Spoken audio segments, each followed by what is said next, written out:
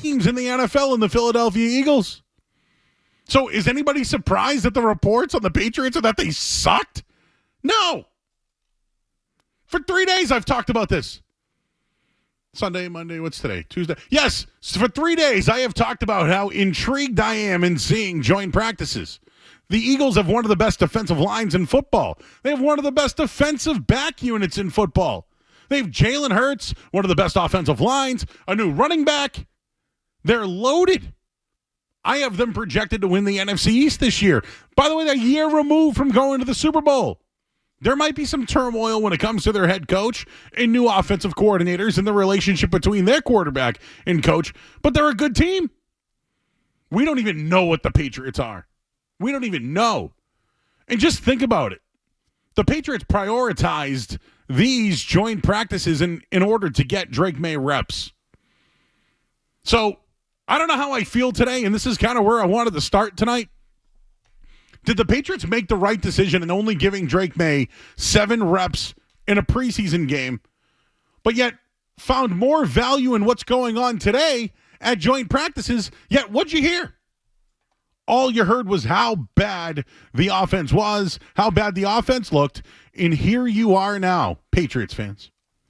Tom Brady's last year was 2019. He threw that pick 6 in a 2020 playoff game, and they still don't have an offensive line? Still don't have the premier wide receiver. And look at what the Eagles have done. Right? The Eagles in the past, they drafted multiple quarterbacks, right? They drafted the quarterbacks. They drafted their offensive line. They spend in free agency. And last year, I tried to give you the blueprint of what the Eagles have done, and could the Patriots replicate that? The Patriots are so far away from anything the Philadelphia Eagles are. I feel like a fool to even compare the blueprint from what they did to what the Patriots can do. Right? They had Carson Wentz in there for a bit. Then they drafted another quarterback. Their quarterback didn't work out. Jalen Hurts did. They go to a Super Bowl. They drafted very well. They signed key free agents. And they hired one of the best offensive minds in the NFL. Something the Patriots, I don't even know what they're doing at this point. And here's what I do know. The Patriots are overprotecting Drake Maye. You know why? He's not ready. But you really know why? They're not ready to accommodate him. That's the truth. They are scared. They are scared of their offensive line. They're scared of hurting him. They're scared of what happened with Mac Jones, and they're scarred by it. They're scarred by it. But there were a few things that Gerard Mayo said today that I do want to get into. And the phone number here, of course, 617-779-0985. We're on YouTube tonight. YouTube.com/985 The Sports Hub. It is somewhat of a special day here. It's the 15-year anniversary of the Sports Hub. I know we got some things lined up for you later on. I know that there's some content on our YouTube page that I think is dropping within the next 5 minutes or so. So when that does hit, you can go over there. We'll probably play it later on as the night goes on.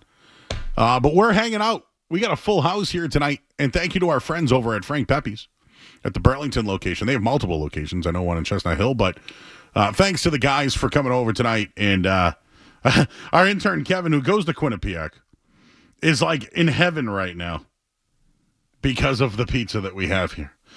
So thanks to the guys from over there. I'm sure I might do a live taste test in a little bit. Who knows? But just, again, with the Patriots, these are some of the things I wanted to bring to the table. Okay? When Gerard Mayo today says that on joint practices with the Eagles, we're treating it like a game. We're treating it like a game, which in their defense is the reason why Drake Maye only got 7 snaps in the preseason game. The other thing is this. We keep hearing about the offensive line that struggled. Didn't they know this? I mean, right now, the way that when I was there, the line looked terrible. I didn't think it looked bad last week. I thought they pass protected well. Even their second unit at times pass protected well. So I actually was encouraged by the offensive line after one preseason game. But again, what have we learned from Gerard Mayo? He doesn't care about preseason games. They cared about today that was treated like a game, and their offense got exposed. Drake Maye got plenty of reps today. He started great. Then the backup line came in. And some of the reports, this is what I read. Andrew Callahan of the Herald had this. Drake Maye, no shot in his 2-minute drill, takes 3 sacks, throws well wide of Kayshon Boutte on a comeback route, drive over. And Gerard Mayo, Alex Van Pelt, and Evan Rothstein, they had a long talk at midfield after that. And I'm curious what that talk was. Like, oh man, we can't leave this guy out here. Also, Jacoby Brissett struggled. As much as you've heard great things about Brissett, in 11-on-11 periods against the Eagles today, Jacoby Brissett went 10 for 20 with 2 interceptions and 7 sacks. What? What, Phil Perry of NBC Sports? 7 sacks? There were 4 stuffed runs, 2 penalties, 2 drops, and 1 rehuddled moment. So 10 for 27 sacks? Holy smokes! I remind you guys, the Patriots win total, lowest in the NFL this year in Vegas. The perception around the league is they're going to be bad. They did all this against the Philadelphia Eagles, projected to be one of the best teams in the NFL this year. And I just asked the question. This is the question. Did they miss an opportunity of getting Drake Maye reps in a preseason game against one of the worst teams in football? Or did they expose him today in a joint practice that they took like a game and realize their offensive line is bad? Their offense was exposed, and how far away Drake Maye really is from playing football for the Patriots, but also how far away the Patriots are from the Philadelphia Eagles. We'll start there at 617-779-0985. I do want to get into the wide receivers and how they played against that Eagles secondary. And the owner was there today. Robert Kraft had a chance to join Zoe and Beetle today. We'll recap some of that for you as well. But did today help Drake Maye more than playing in a preseason game? I do want to get more into that as we're here until 11 o'clock tonight. Skaz is here. We got our intern, Kevin. I see Katie back there as well. We got a full house till 11 o'clock. I'm Joe Murray here on the Sports Hub. Don't go anywhere.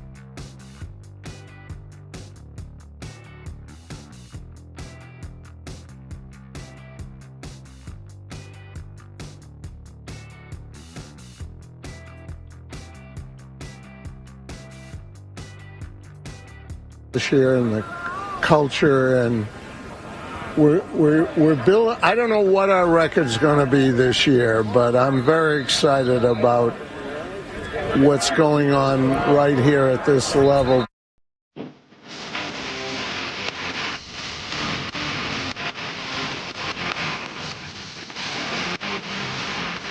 All right, back here 98.5 The Sports Hub. I'm Joe Murray. Here until 11 o'clock tonight. That was Patriots owner Robert Kraft, who was down at practice today. We'll have more audio for you on that coming up in just a little bit. The phone number is 617-779-0985. We're pushing the people to YouTube. We do it every night. We're in the chat. We're chatting it up with people. I already see guys in there already. I see CTG's in there already. Rhythm Matt is in there. Baba Ganoush, Einbein, the infamous Sneak Attack David. I see all you guys in there. Brother Bluto. A bunch of people. Kevin, Pat Stats, you name it. They're in there already hanging out. And again, go to 98.5 go to the YouTube page, 98.5 The Sports Hub. And I believe they just dropped some content on the 15-year anniversary. I did do a little bit of an interview, just talking about my time here. I will be almost 13 years, so I know the station is 15 years old. I was not here at the very start, but feel like I've been here long enough where they could put my face on a cake. I didn't see the cake today, by the way. Did you? Anybody else catch that cake? I must have missed that. But anyways, we got our own cake. We got our pizza cake back here. Frank Pepe's. Oh. Anyways, Patriots camp today. Everyone was hyped for it. Eagles in town. And I'm already getting some people on Twitter. I'm an old. And for almost 50 years of watching football, one thing is constant. It starts in the trenches. How could the team not invest in the offensive line in the offseason? If you give me Michael Onwenu, don't. Stop. He's playing guard right now.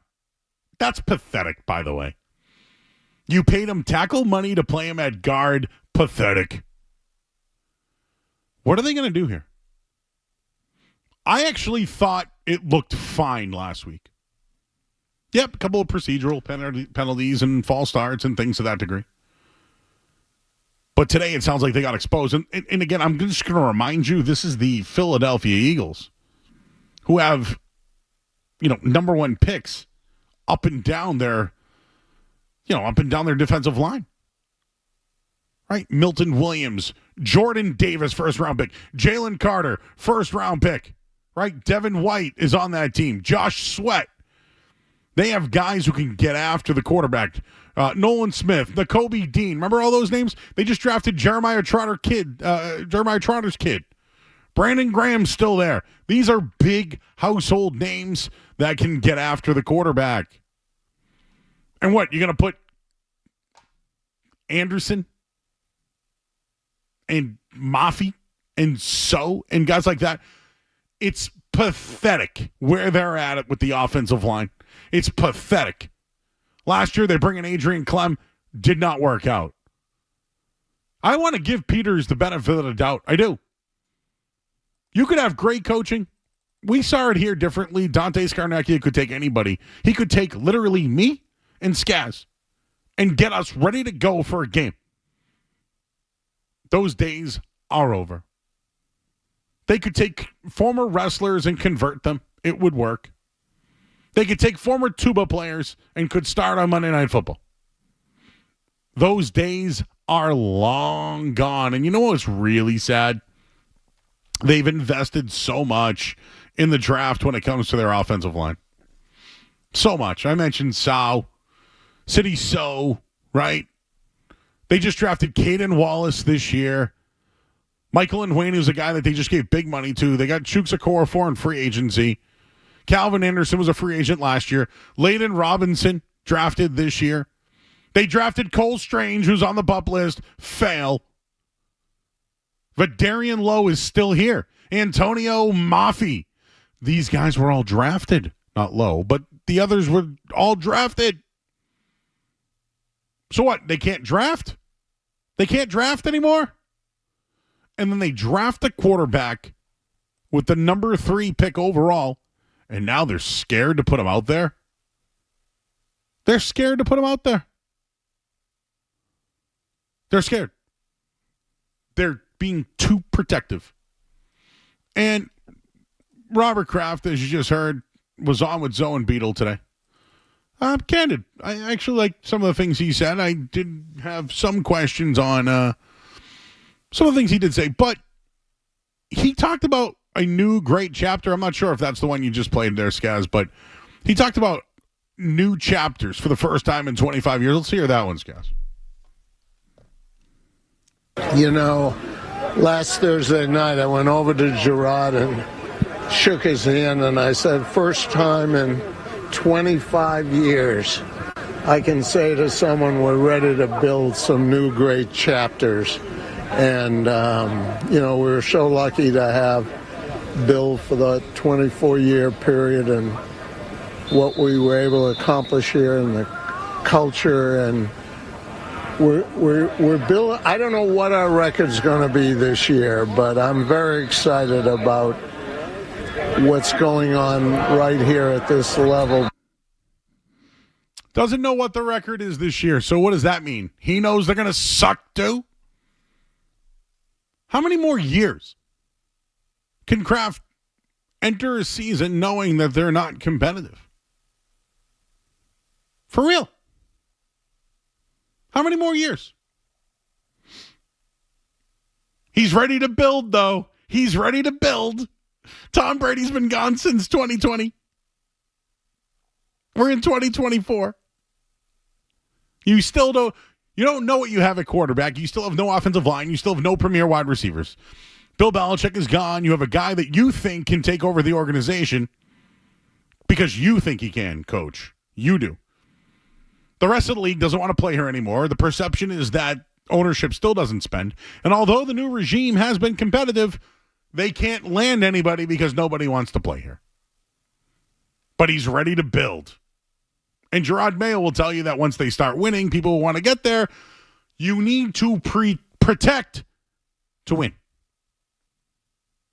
You need to protect. Robert Kraft, again, is just reading some of the quotes from the day. Kraft on the Patriots turning over a new regime this offseason. Last Thursday night, as you just heard, I went over to Gerard Mayo, shook his hand, and said, for the first time in 25 years, I can say to someone, we're ready to build some new great chapters. He mentioned to say that they were lucky to have Bill for 24-year period and what we were able to accomplish here in the culture. And I don't know what our record's going to be, as you heard, but I'm very excited for what's going on here. He's excited about Gerard Mayo and Elliott Wolf and Macro and the new coaches. I've been worried about how things would get integrated here. And I'm really proud of the way it's coming out. So when you say integrated, does that mean the quarterback that you drafted 3rd overall, sir? What's good is everyone's on the same page and knows we're trying to build something special. And I know you're all trying. Hey, I want to watch good football too. I do. But you still can't protect. You've drafted everybody. You won't spend in free agency but on your own guy, and now you're going to play him a guard. Remember you drafted a guard in the first round a couple of years ago? That still isn't working out. And Skaz, I don't know if you have him on Drake Maye, but they asked him, hey, what do you think about the kid? And Kraft seemed to like some of the qualities about him. I care about talent. That's what I care about. Horses versus ponies. But this is what Robert Kraft had to say about first meeting Drake Maye. And again, I prefer the guys that can play. I do think Drake Maye has a lot of upside. I really do. I know he's 21 years old. And when I looked at all the quarterbacks this week, he got the least amount of reps. But I think they're the most fearful. They're the ones that fear the most what could happen to this kid. But here's Robert Kraft, the owner, RKK, on Drake Maye. The first thing that I really liked is when we drafted him, he came here, and he came and his three brothers came with him. The older brother who plays basketball in Japan, and they all came. They're a unit, they're a strong family, and it just told me about the kind of support. You know, I worry about these young kids coming in here who have received NIL income, and you know, that they're not about winning and putting team first. I also might mention he brought his girlfriend that he's been dating since the 7th grade. So he seems to be very sound, good values. He comes in early, works hard, and it's just, you know, all the fundamentals are there. And because, you know, this is a business and something where they get highlighted and, you know, can really get spoiled quickly. And I think he has a good foundation, and I think we're going to build something very special. I love the way the coaching staff is developed, and, you know, it's a big learning curve here, and it's really an up atmosphere, and the culture with the players, the locker room, but now we got to deliver on the field. And once again, I want to. Loves the kid. Loves who he is, where he's from, the football family. I read an article yesterday about the old basketball hoop that Drake Maye had. I want players. I want to see Drake Maye play, but I also want to see offensive linemen that can protect. And let me be fair. Offensive line play is a problem throughout the NFL. But it's a really big problem in New England. It might be the reason why they ruined Mac Jones. It certainly is the reason why. I don't know. Ever since Tom Brady left, the line sucks. Is that really? Can we just say that? Tom Brady left, the line sucks. Tom Brady left, the quarterback sucks. Tom Brady left, the team sucks.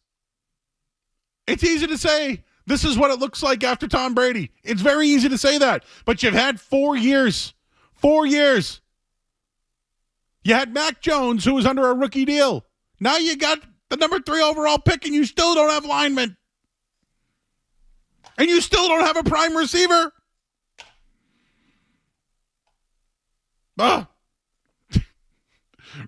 Reality has just sunk in, everyone. Your thoughts at 617-779-0985. I teased this one earlier. And I've been talking about the missed opportunity that they had in the preseason game.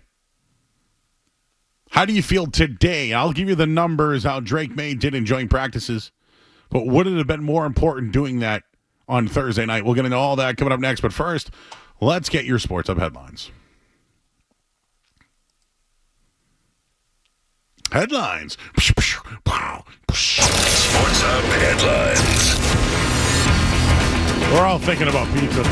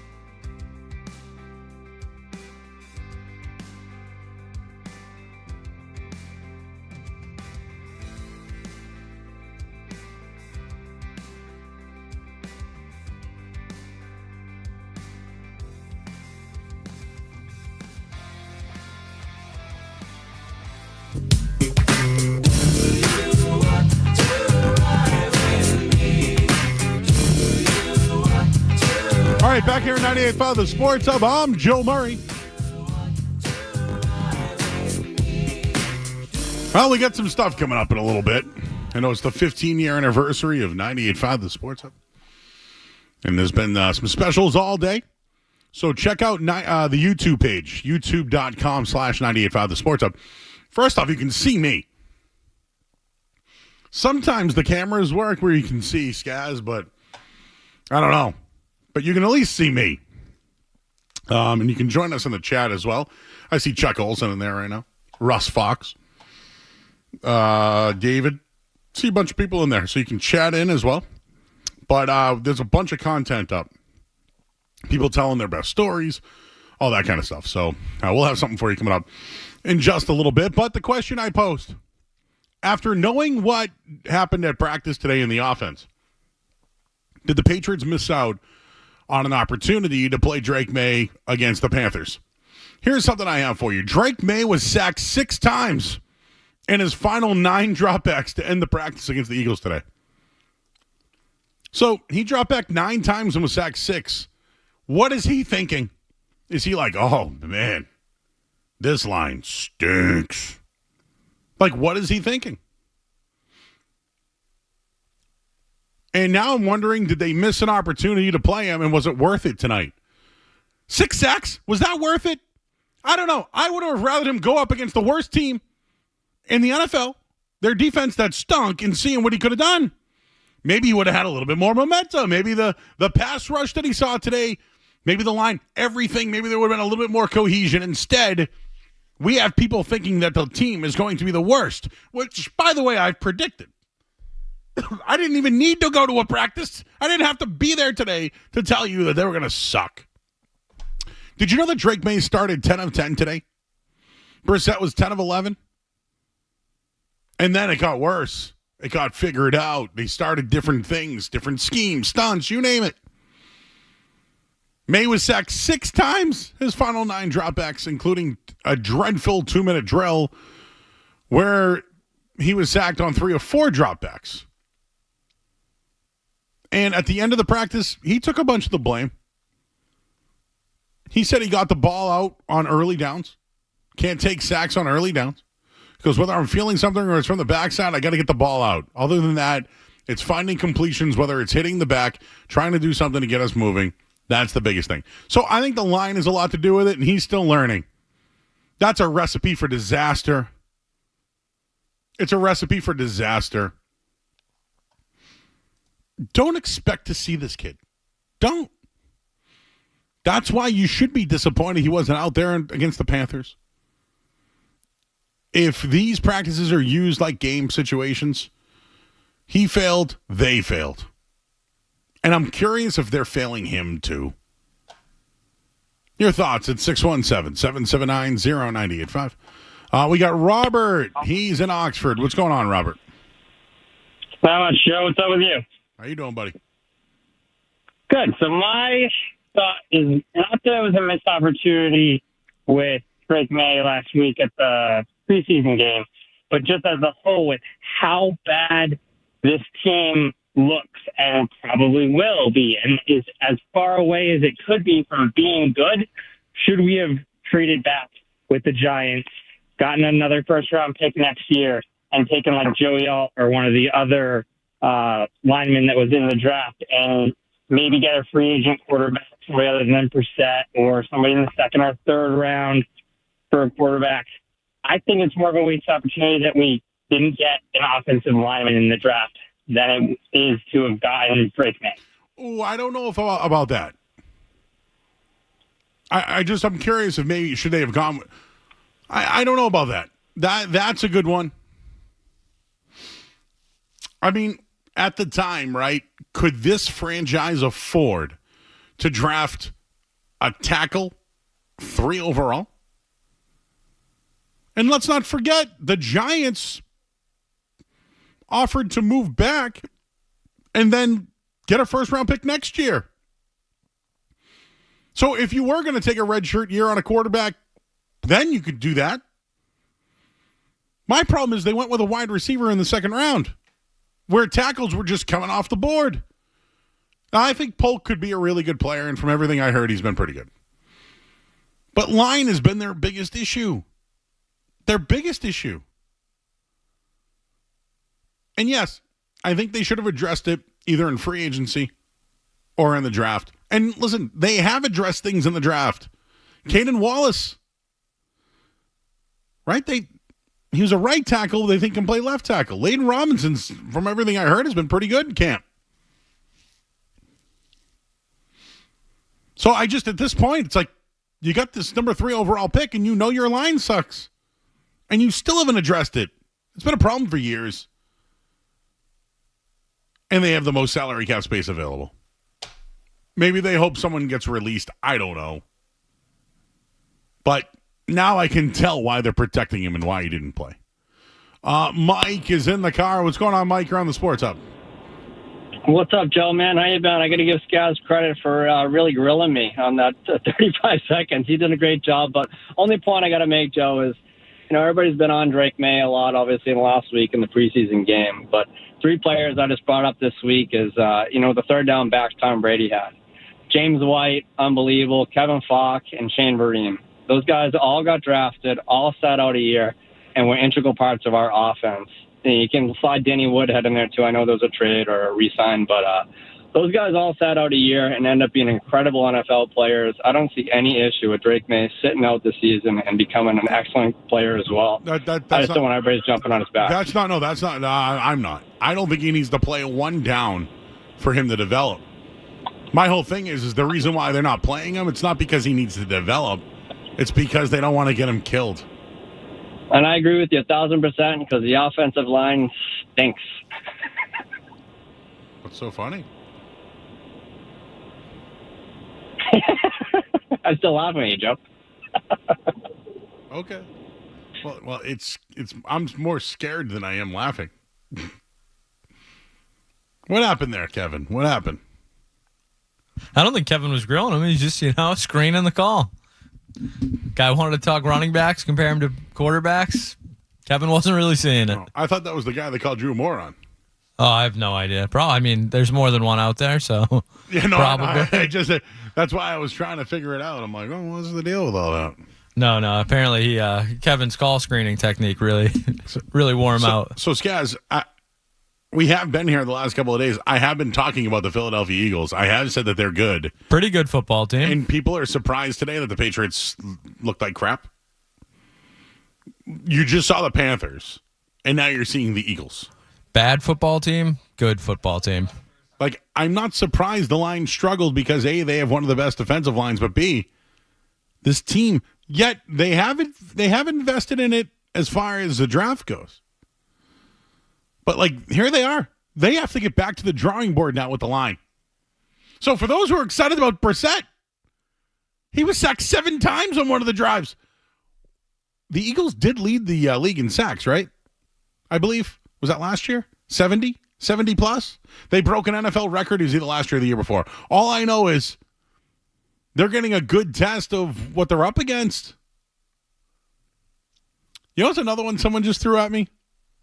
Remember when they drafted Isaiah Wynn? That didn't work out. So, for the guy who called in and said they should have drafted a lineman early instead of Drake Maye, I give you Isaiah Wynn. Look at the 2 linemen that were drafted ahead of Caden Wallace. Mims just got hurt, right? There was another one I saw. It's unfortunate, but some of the guys that were drafted before who the Pats took got injured already this year in the draft picks. So, at this point, are we surprised that they might have to go back to the drawing board for the line? I am. Because I thought Scott Peters was going to fix this. And they were going to pick the same 5 guys. And this Onwenu at guard thing's starting to drive me crazy. Just put him at tackle, put him there, let the guys who suck play on the inside, and find somebody to play on the left side. Caden Wallace, somebody, Chooks, Anderson, there's 3 of them. Rotate them, get Vidarian Lowe the hell out of there. Why is he a part of what they're trying to do? We know what he is. All of this line talk is about Drake Maye and why they're not playing him in a game. Their philosophy was they'll get more out of a joint practice than in the preseason game. Today, on 9 dropbacks, Maye got sacked 6 times. Is that better for him? Was that better for him? I don't think it was. I don't think it was. We'll get more on the Patriots. 617-779-0985. That's the phone number if you want to jump aboard. We are here until 11 o'clock tonight. Still waiting on this Brandon Ayuk thing. What is going on there? Is he getting traded or what? And more on the Patriots. And, of course, there is a celebration going on. I'm celebrating the Frank Peppies right now, which is just dynamite. Oh. But, Skaz, I know you got something cooking for us coming up next. It's the 15-year anniversary of 98.5 The Sports Hub. We'll play you something coming up next regarding the anniversary. More Joe Murray coming up on the Sports Hub.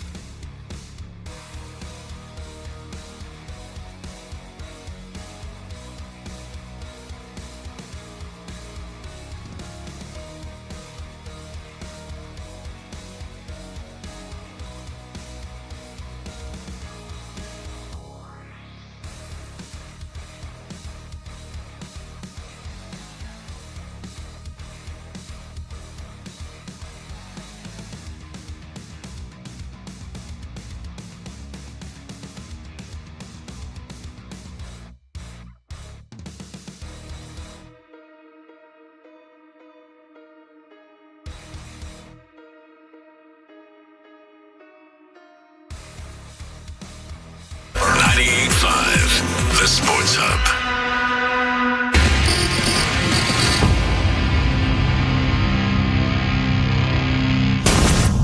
Being from here, I feel like I can relate with our listeners, number one. It's a blessing, really, without, with the risk of sounding corny. It is, because people, as just proven by the Celtics winning the championship, like how much people care. It's easier to relate to people who are from Boston. There's just certain things you can't duplicate, you can't fake, you can't identify with unless you're from Boston. It means a lot to me that I can consider myself a Bostonian speaking to other Bostonians. I think it absolutely gave me an advantage. I mean, that's the way I looked at it, too, was you look around the station and you're thinking, if there are people that are going to relate to our listeners, I'm going to be able to do it better than some of these guys are. This has been a great privilege. As a guy who grew up here and knows about Boston sports. Being from Dorchester, when the Patriots won in 01 and running outside and being on Blue Hill Ave and the T-buses going by with, congratulations Patriots.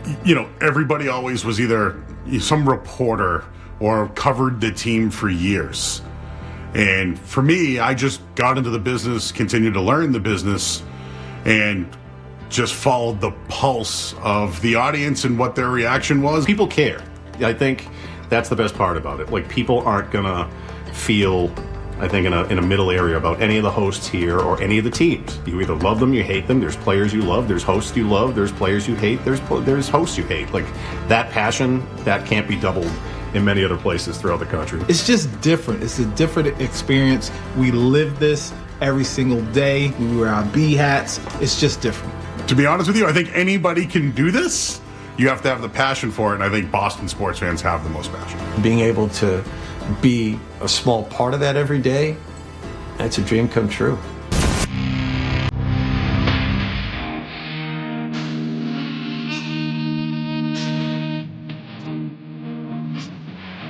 Oh, nice little piece put together there by our team. I know Jim Louth and Rick Radzik, big part of that. We have a great production team back there as well. I know Joe from our video team was back there. A lot of hands on that one. Wow, a lot of voices there, Skaz, huh? The local guys. So, yeah. I mean, it's the Beatles from Quincy, which I guess, it's not Boston, but it's right there, right? Come on, that's the local guy. That's some elitism right there, Joe. I think I heard Wallach. Johnny Wallgame. From Lexington on there. Leroy again from Dorchester. I'm from Hyde Park. Beetle from Quincy. Who else? Big Jim Melrose. You know what though? About that, for people who don't really know my story,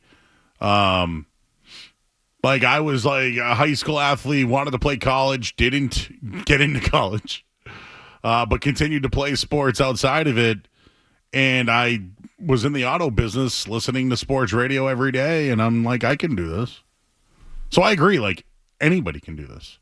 You do have to have the passion, no doubt about it.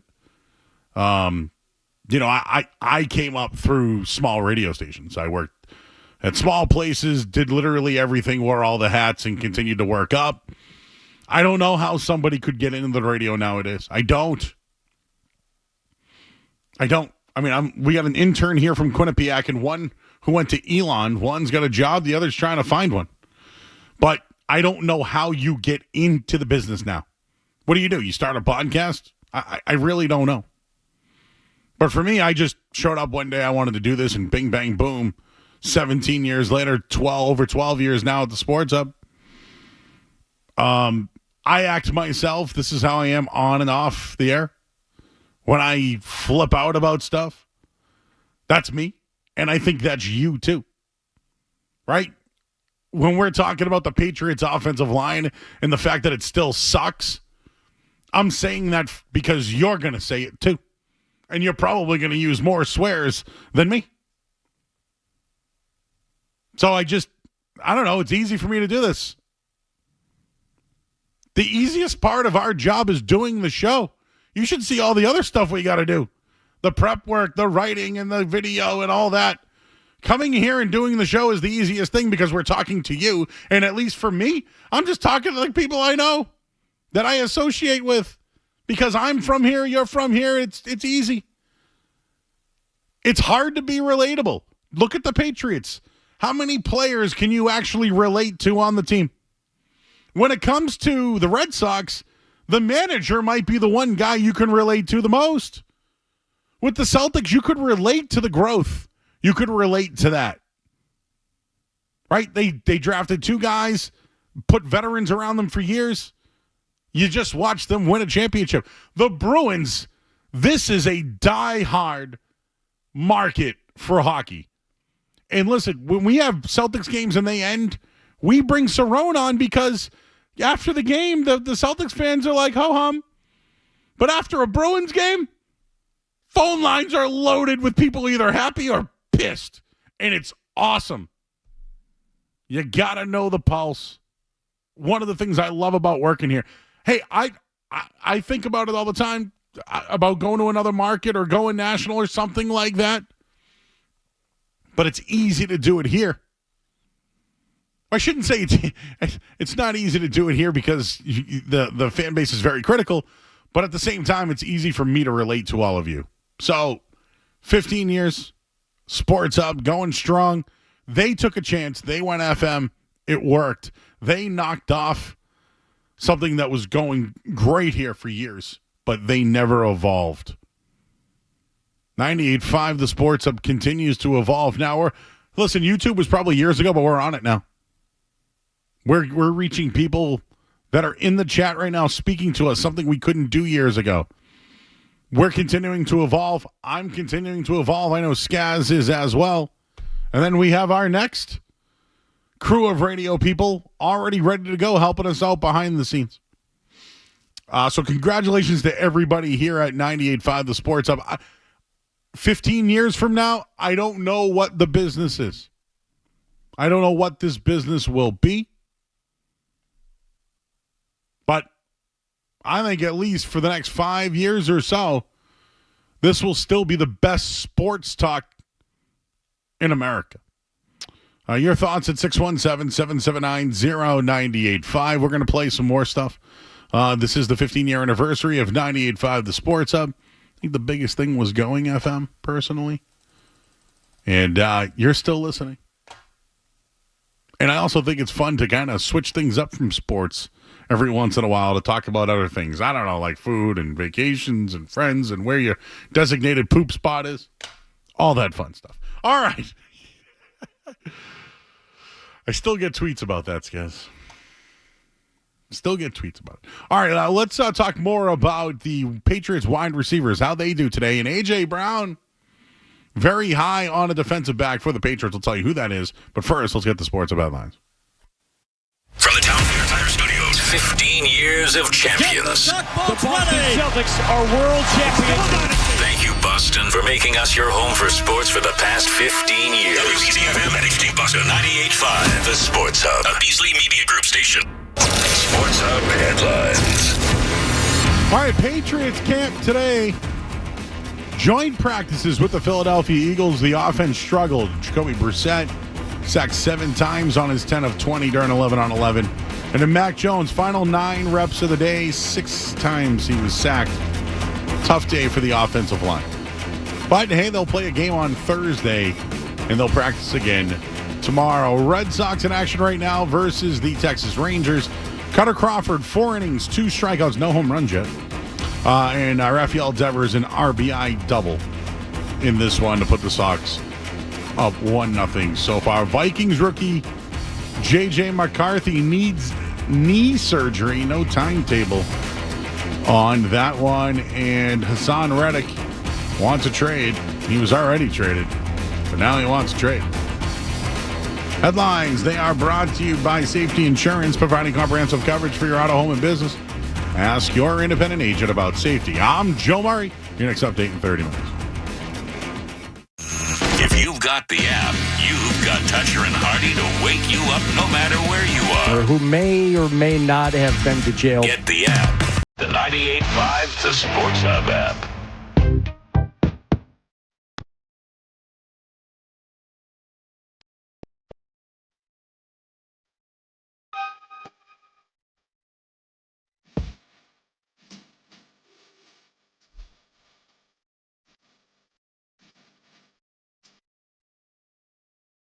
All right, back here at 98.5, the Sports Hub. I'm Joe Murray. We're going to talk to Julian Edlow of DraftKings coming up in a little bit. Some news coming out regarding DraftKings that I don't know if he can answer, but I'm going to ask him anyways. Just want to get into some of the receiver stuff, but Jake is in Andover. What's going on, Jake? You're on the Sports Hub. Hey, what's up, Joe? Just want to show a little love. Congrats on the 15 years, and obviously you've been a big fan of your show for a long time. So congrats on that, my man. And yeah, no, you're right. It's Boston. We're a bunch of like prideful sickos that get entirely depressed for no reason, but it's what makes us Boston. And as a fellow, like you mentioned, psychotic Bruins fan, yeah, no, that stuff hurts, man. It's worse than some breakups, divorces. I had to recently throw away my Olmark jersey that I just bought. So, yeah, no, it sucks, but, keep strong and keep talking about roast beef and food, man. Hey, Jake, real quick. So I worked the Stanley Cup when they lost in 2019, so 2018 season, right? Yeah. I worked that night that they lost Game 7. And I worked until 6 a.m. Game got over at 11 o'clock. I took calls until 6 a.m. because people wanted to call. And people, you're right, people were really upset that night. It was tough. I just feel like it's the sport of angry fathers of New England. And that's just literally what it is. It's just anybody that ever had a beer at a random pub just hates and loves the Bruins. And, out here, like I think I told you, I live in New Jersey now. It's not even the same. I feel like New Jersey is such a fraud market. There's nothing out here. It's so scattered. It's not the same thing. So Boston is the market of all sports, and keep doing your thing, man. Thanks, Jake. Appreciate you. Did I call Drake Maye Mac Jones in the headline? I just got somebody saying, "Hey Joe, Drake Maye did what at practice today?" I mean, Mac Jones did what? Oh well, it's all this reminiscing, 15 years. We got old interns here tonight. We're reminiscing. How about this A.J. Brown stuff today from camp, huh? I've been wondering about Christian Gonzalez for a bit. How does he bounce back from the shoulder injury that he had? And he got some pretty nice words today from A.J. Brown, who signed a big contract in the offseason. But Christian Gonzalez today, 1 of 4 in one-on-one drills against A.J. Brown and Devontae Smith. It seemed like the Patriots made it a point today to matching Christian Gonzalez up with A.J. Brown in one-on-ones. Gonzalez had good coverage in the field, in the full field, but Brown got him in the red zone. A.J. Brown went on to say he thought Christian Gonzalez was the best defensive back in the draft last year. Quote, great player. He gave me a good look today. The two met up for a quick chat after Brown's presser. There's a lot riding on Christian Gonzalez. I hope the pressure's not too much for him this year. He was locking down some of the top wide receivers in the league last year. He was. Joint practices with the Philadelphia Eagles. The offense struggled. Jacoby Brissett sacked 7 times on his 10 of 20 during 11 on 11. And then Mac Jones, final 9. I'm laughing about it because it's funny. Well, I said 6 sacks in a row, so I couldn't equate it to Drake Maye. We're all scarred, Joe. Yeah, we're all scarred. My brain could not say Drake Maye sacked 6 times out of 9 reps. And then Mac Jones, final. You hear sacks, and your brain just goes to Mac Jones. I don't blame you. Oh, man.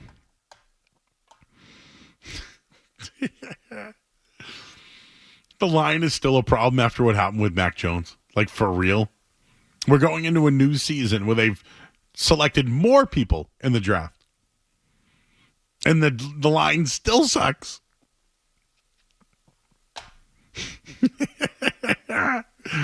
People are loving that one in the chat. And I already got a couple of people on Twitter. Wow, Mac Jones is back, Joe? That's right, he is.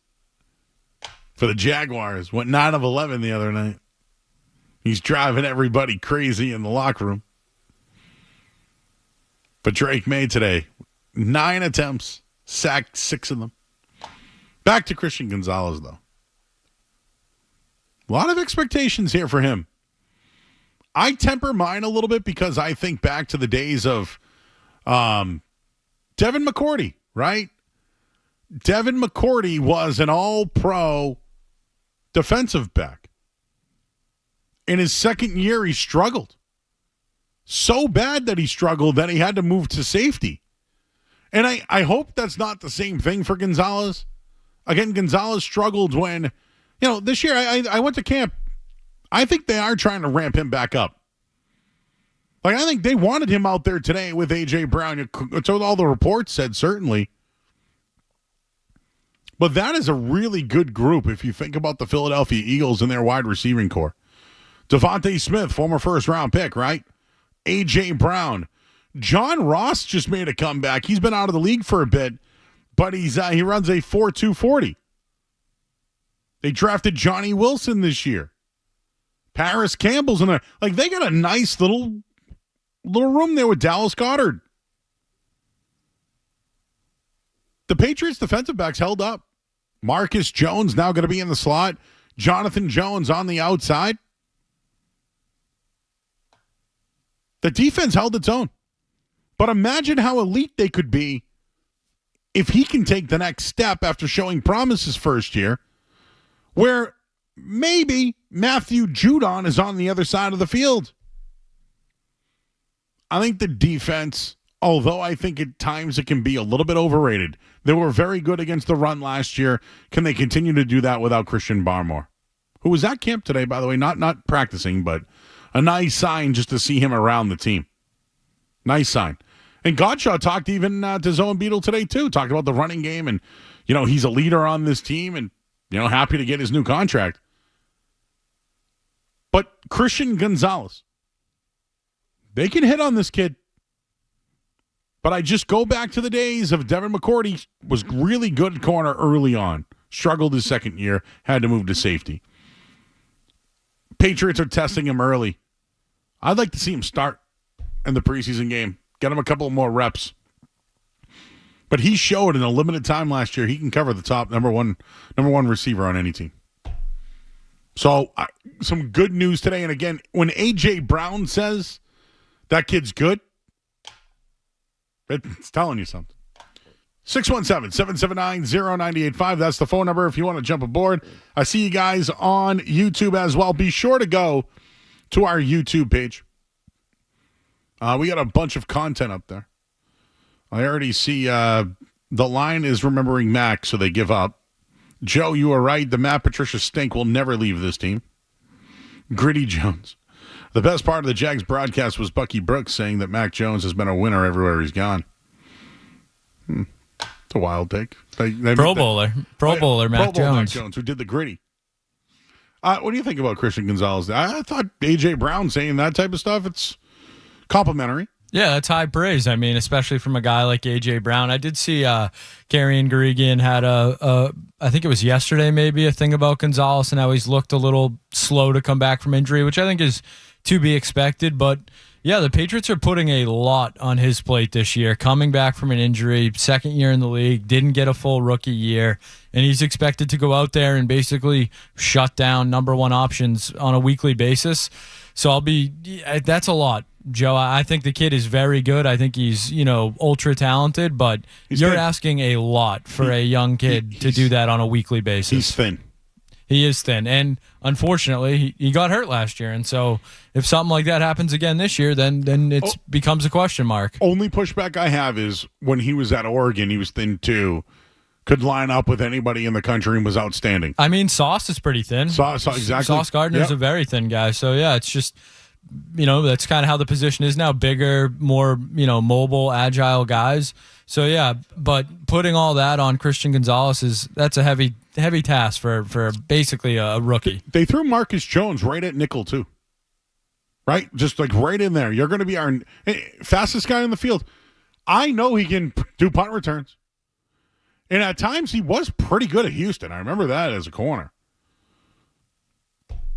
One other thing I wanted to mention, Jabril Peppers today, I guess, was a menace Lane Johnson, after practice, said that literally Peppers smacked a few guys today, and Mayo before practice said if anybody gets in a fight, you're going to, kind of set the ground rules. But I guess Peppers today was really licking some guys. But Lane Johnson in particular, when that's a big lineman, very successful in the league, he calls you out. Must have been smacking some people today. So good to hear that. And, hey, they re-signed him too. I thought he was one of their better players last year. He was a guy that showed up every week and was trying to make plays, making plays every week. Bill Belichick guy. So wasn't Christian Gonzalez, right? So wasn't that whole defense. Oh, Bill Belichick. We'll get into him a little bit later. We're going to talk to Julian Edlow. He is from DraftKings. He's been talking to everybody, and we're going to talk to him next here on 98.5 The Sports Hub. Don't go anywhere. There's more Joe Murray. On the way on 98.5 The Sports Hub. Looking for a great...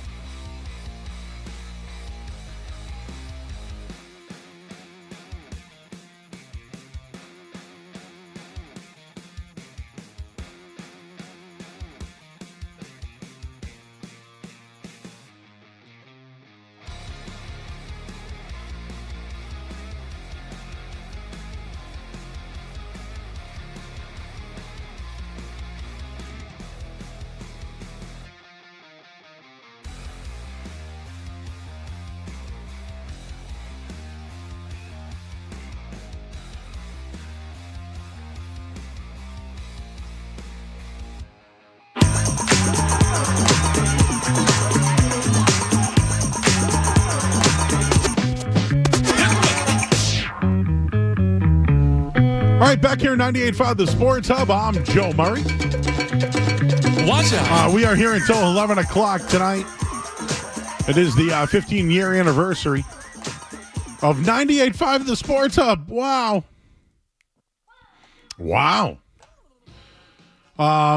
And football season is upon us. I've been joining Dan Lifshatz over the Over Under podcast. We've been doing our weekly college breakdowns, and we'll go to the Volkswagen Dealers Expert Hotline right now.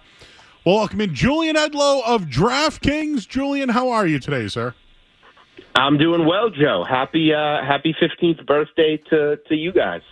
Oh, yeah. We got Frank Pepe's Pizza here tonight. That's a good way to celebrate. I'm jealous. Oh, yeah.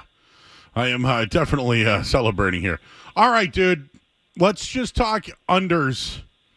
Over at DraftKings right now, the top 5 most bet NFL win total unders are the following teams. Now, again, tickets versus handle. The Patriots are right there. Big difference, we should say. Yeah. So, for those that don't know, tickets would be like the amount of bets. Like, let's just say, 1,000 people bet the under on the Bears, and that was the most amount of bets on it. Whereas handle, total amount of money. So money talks. The handle is where you really want to pay attention. That's where the most dollars are going. Tickets kind of tell you more people are taking that bet.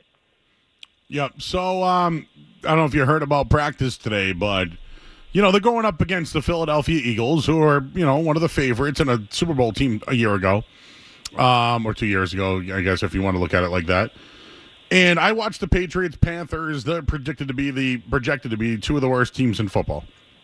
But after finding out that the offensive line is still bad for the Patriots and that Drake Maye is just not ready, they're going full barrel with Jacoby Brissett and Alex Van Pelt and a rookie head coach, just based off tickets and handle.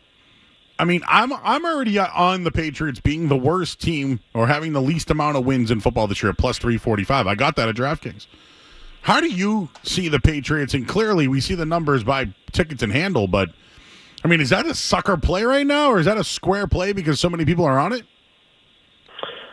No, actually, and I'm trying to pull up our splits on that, and I don't have it exactly. I tweeted it out recently, though. It's something along the lines of like half of the money. 31 as of this month. The Patriots have taken 37% of the bets for 51% of the money to have the least wins in the NFL. So, to put that in layman's terms, 51% of the money is on the Patriots to be the worst team in the NFL. The other 31 teams have the other 49% of the money. Wow. So, and I've seen a lot of these, like you can get it at 4.5, but pay a little bit of a vig. You can get it at 5, and it's plus money or whatever. I mean, I don't see a lot of wins. Again, I see 4 or 5 wins. I think they could be worse than last year, and I don't think anybody could imagine it. But is there any value in the Patriots this year? I mean, I'm even looking at a Drake Maye under yards because I don't think he's going to start. But like, is there any value to the Patriots this year at all?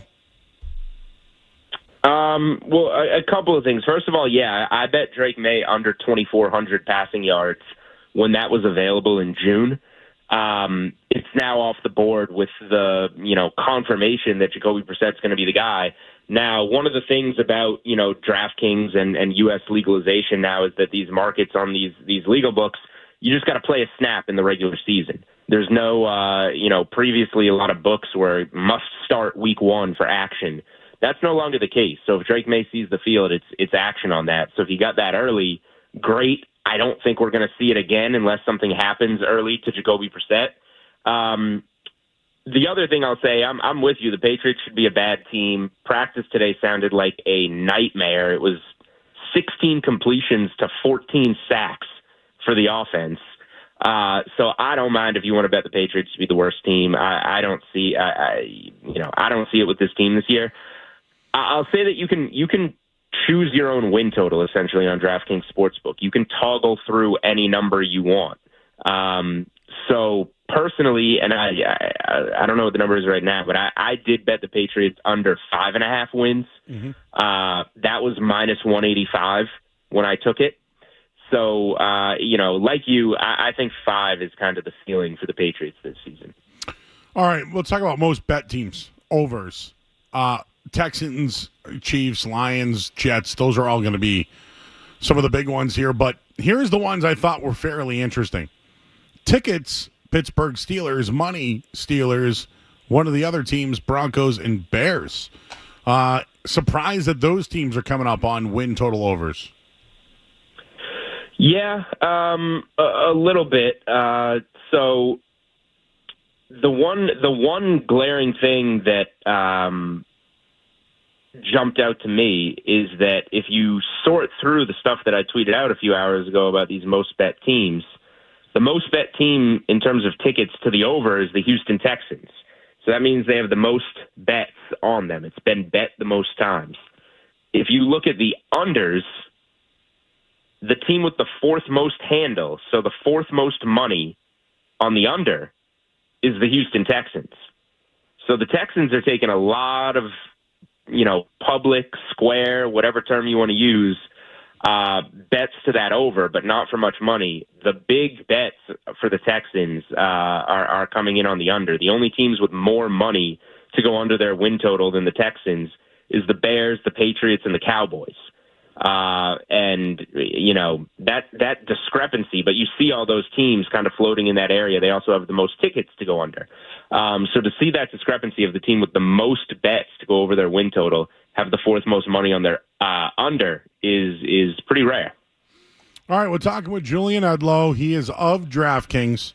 I'm going to ask you this question. I know it's way above your pay grade, and I'm sure people have asked you about this for weeks, but there was a presumed tax, not in this state, but in other states, when placing a DraftKings bet. And DraftKings announced today that they will not be moving forward with their tax surcharge.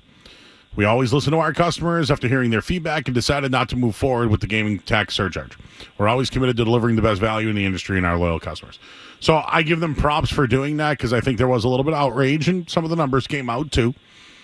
But do you think at some point they're like, now it's all come out here, like everyone's a better now, right? Everyone's a better, and I know you're a content guy.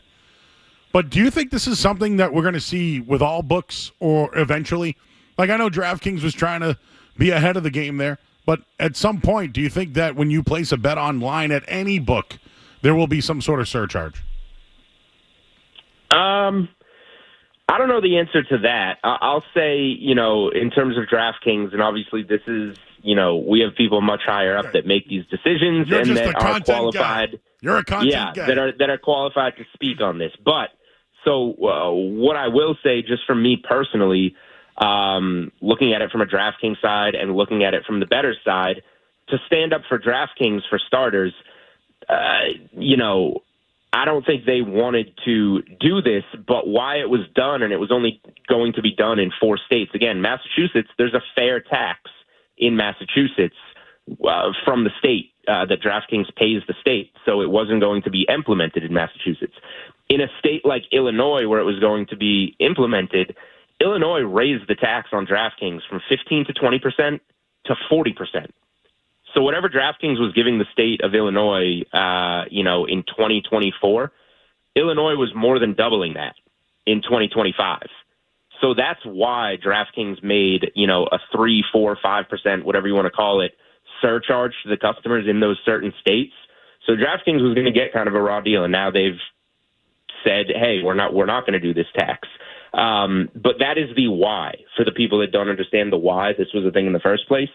But yeah, to stand up for like the everyday bettor, it's hard enough to win anyway. So why would you want to pay a couple bucks on top of your winnings when you're already paying a vig on losses? And, I guess to DraftKings credit, they heard that argument from their players, from their bettors, and they stepped back on it. So, would it have been better if it was never done rather than to do it and to pull it back? I don't know, but hopefully the right decision was made, and bettors can be happy and keep using the DraftKings platform with confidence.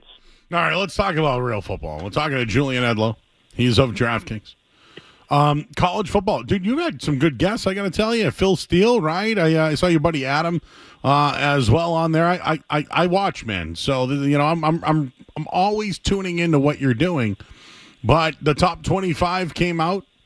Georgia's the big favorite. I'm very heavy on Oklahoma State this year in the Big 12. But what are you hearing on some win totals? And, of course, the one that we always hear about is Colorado. I know you came up with a list of some teams to watch. Anybody that some of our listeners should take a look at? Yeah, I mean, going off of handle, Colorado is king once again. I don't get it. I don't know why you people need to bet Colorado, but you do. And, they're the most bet team to the over, the most bet team to the under. Everybody's going to bet them one way or the other. They're 5.5 on the win total this year. Will they or won't they be bowl eligible? I've stayed away from Colorado.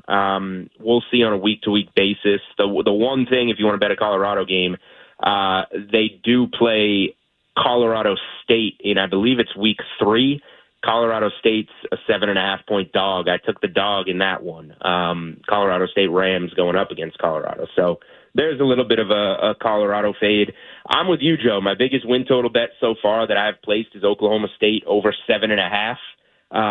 It has since moved to 8, but I think 8's the floor for this team this year, and that's something that I talked about with Phil Steele. You can check it out on my Twitter timeline at Julian Edlow. He agreed. He was shocked with that 7.5 opener. Still loves the number at 8. I think that's a 10-win team last year that brings back, I think, 21 starters. They got the running back, the whole offensive line. They're going to be very good in the Big 12. No reason they can't win double-digit games again. And I'll give you one more on the over, Iowa. Another one, 7.5 to 8. I still like it up to 8. I like alternates on Iowa. I'm not going as far as to bet them to reach or to win the Big 10 title game, because the Big 10 now, with Oregon coming in, you got Ohio State who's loaded. Penn State's taken a step forward apparently this year.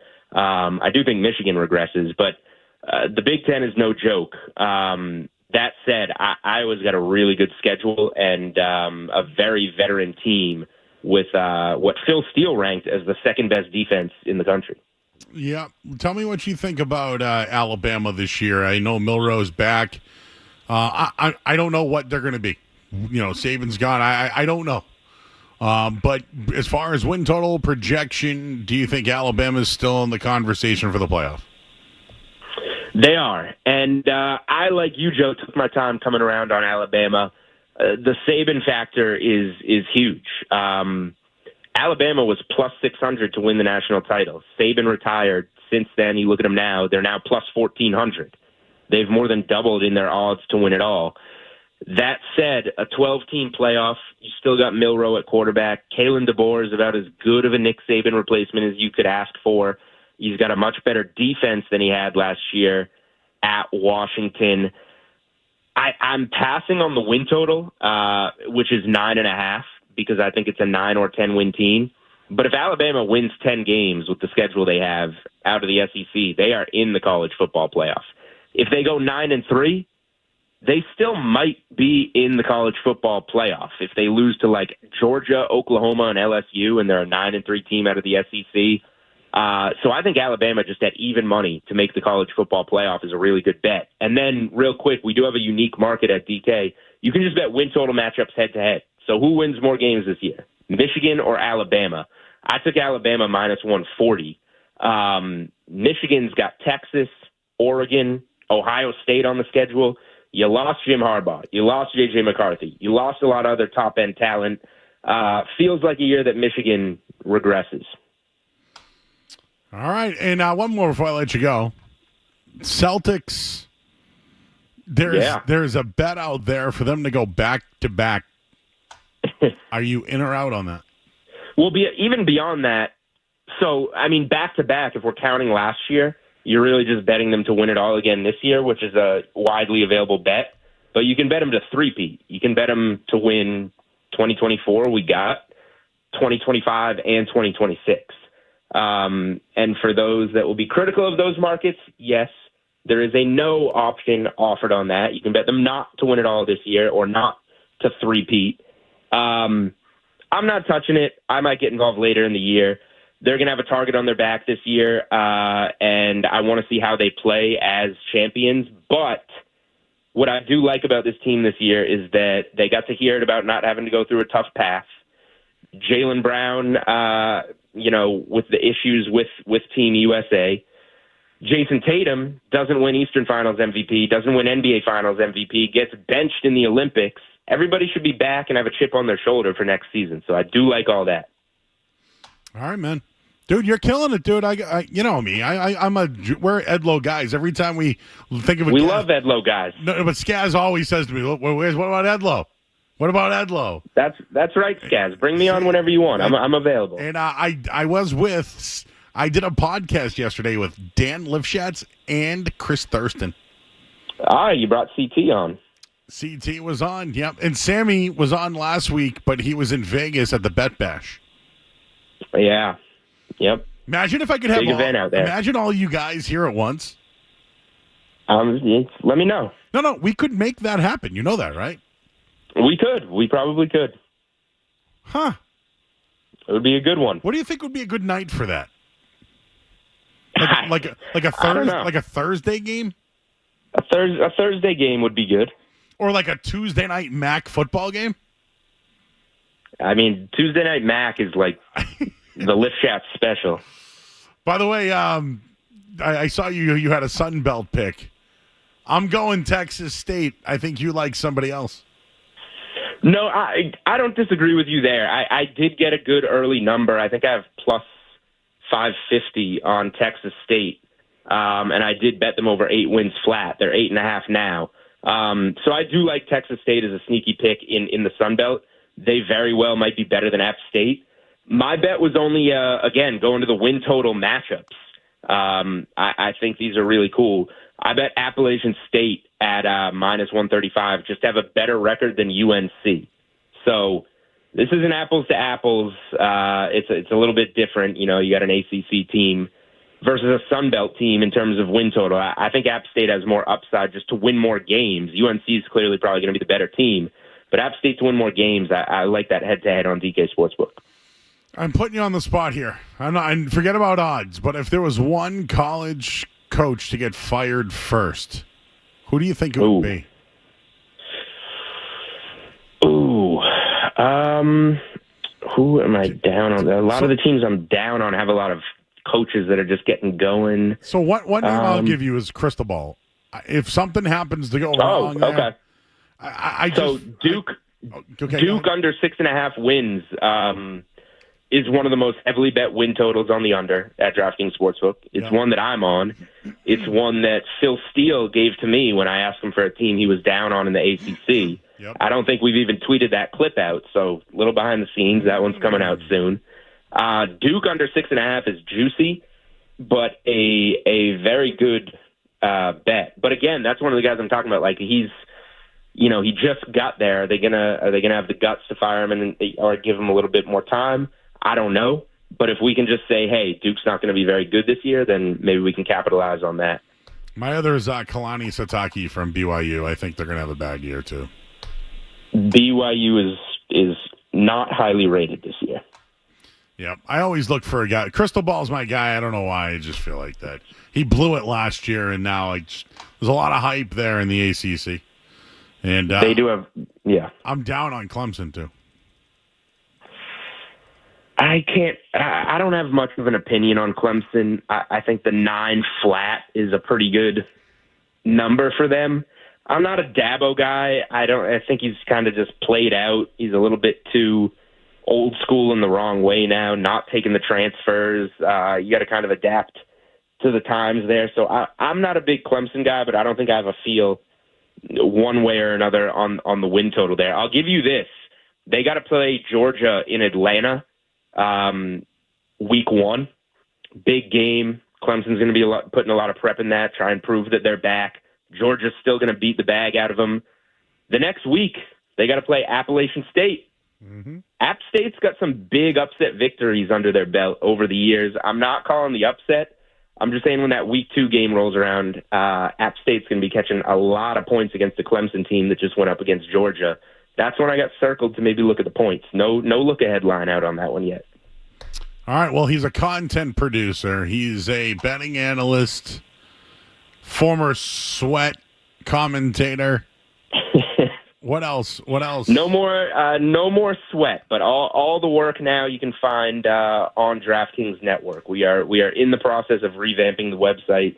We got a lot of good stuff, and like you mentioned, I'm trying to sit down with some of the best minds and get some video content out from that. So the one right now, the main one we got going on is the conversation I had with Phil Steele. So DK Network, that's the spot now. It's all about evolving or dying. That's what it's about in this business. If you stay put. I mean, look at us. We're here for 15 years. We just got on YouTube. But we evolved. We are now evolving. Julian, appreciate you. I'm thinking about that bankroll. What would I call that? The bankroll roundtable? Yeah. The bankroll bros. The bankroll bros. I like that. There you go. Who's bringing the Frank Pepes? Oh, well, I already got a guy for that. Maybe we have to do something different that night, though. Like tomahawks for Dan, you know? I have seen Dan put down his fair share of tomahawks, and I've also put down tomahawks next to him. Yeah, that could be. Maybe we know a tomahawk. Good stuff. All right, Julian, appreciate you, bro. We'll catch up soon, man. Anytime. Thanks for having me. You got it. He's Julian Edlow, everybody. Check out all his work over at DraftKings. And no surcharge for those not in Massachusetts, so that was good. I'm glad they did that. All right, let's take a look at the Sports Hub headlines. I'm Joe Murray. Sports Hub headlines. Oh, Red Sox with an offensive game.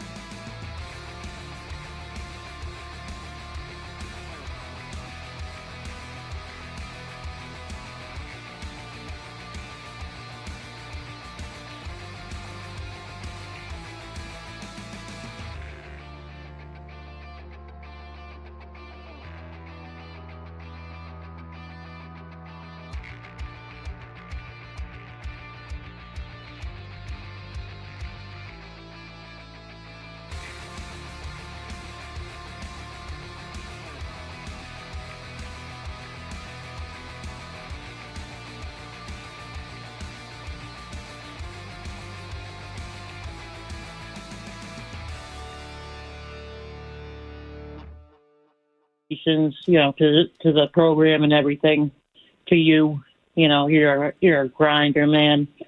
I also, it's going to sound weird. I just have a weird food type question, Bert. I want to get I want to get like a small grill that is easy to cook, not like a George Foreman, something I could put inside or outside. You have a little suggestion for me? Not like I would spend the money on something nice. I know what you use, air fryer. I like the Kasori air fryer is what I like. Okay, yeah, like something I could cook a steak on, but not a George Foreman, something a bit nicer, but like small and compact, like that I could bring outside, put it on a table. Yeah. So like a portable grill, kind of. Yeah, something like that. I don't know. I smoked a lot tonight. Oh, you did, huh? Like the indica? What do you have? The edibles? I use a pen. Oh, yeah, the vape, and then the vape pen. Yeah, and then at night I hit the ball. Yep. Sativa in the morning, hybrid at night. So dude, you can get like a portable grill. Yeah. Small one for like $20. Oh. Like Amazon? Like a Cuisinart. Yep. Okay. The Coleman road trip, that might be a little pricey, but yeah, there's tabletops. If it's worth it, I'd spend it. I got to eat more, Joe. I'm not eating enough meat. Like, I got to eat more. Yep. So I'm trying to find something easy, that I can make something on, Yeah. So, you're the number one food guy, so I had to call in. I'll have to look into it, but the Weber Smokies one I'd look at, too. Weber Smokies. All right, I'll hit you up on Twitter. Thanks, hey, Gabs, Thanks, buddy. Appreciate you. All right, thanks, Joe. Have a good one. All right, we got In or Out coming up next here on 98.5 The Sports Hub. What's it gonna be, McFly? Are you in or out? More Joe Murray coming up on The Sports Hub.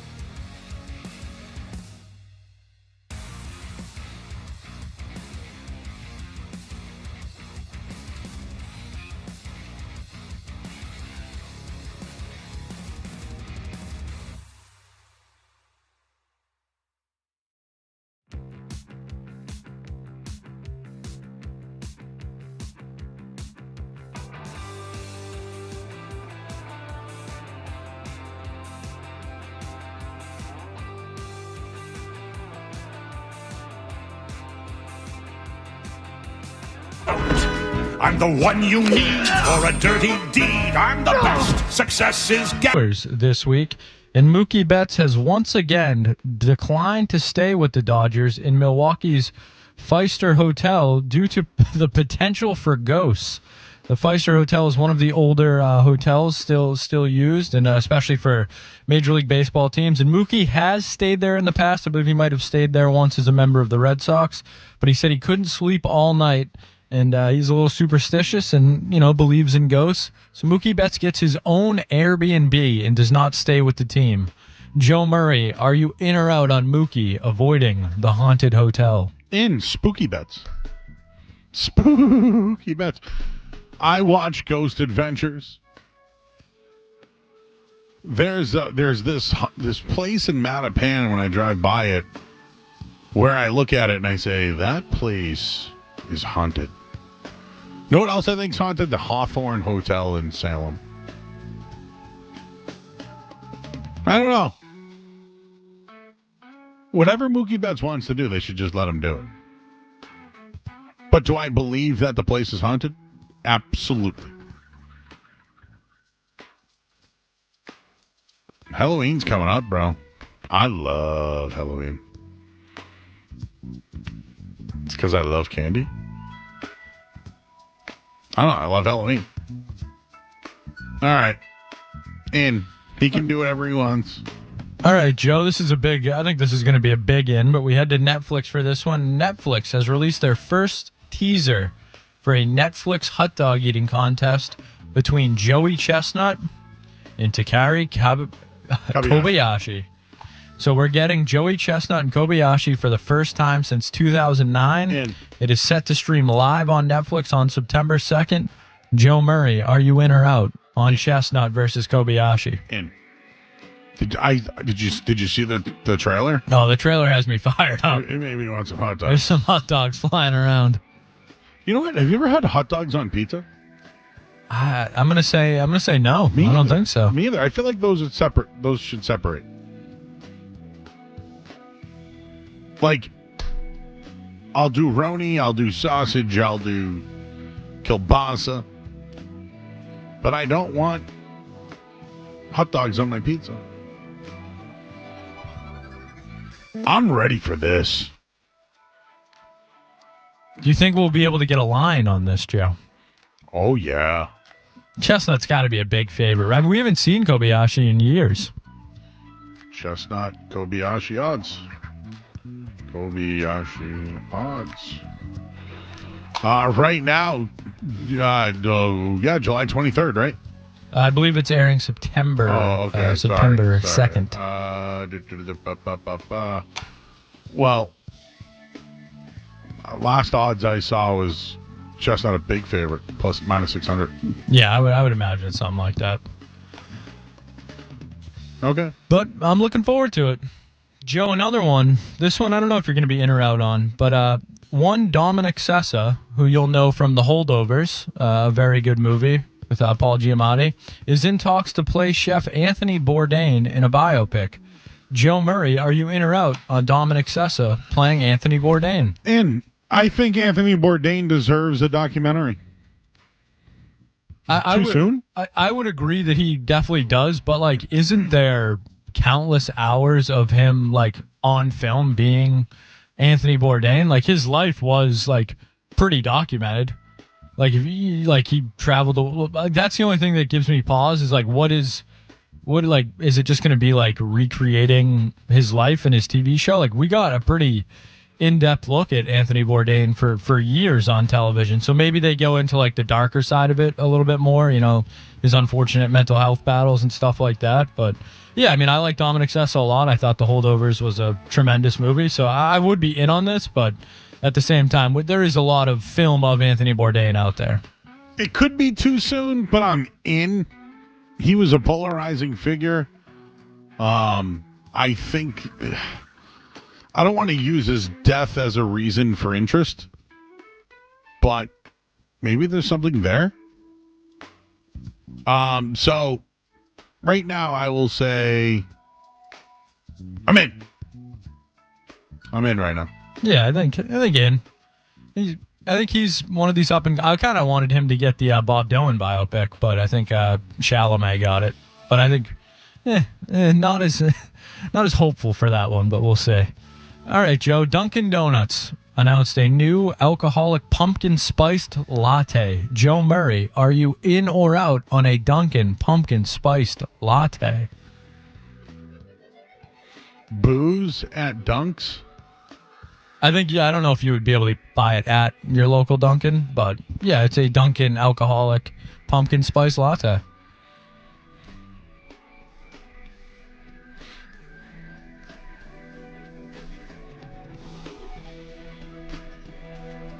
I don't need it. Nope, I'm out. I'm just going to get my apple cider donut from Down East Cider.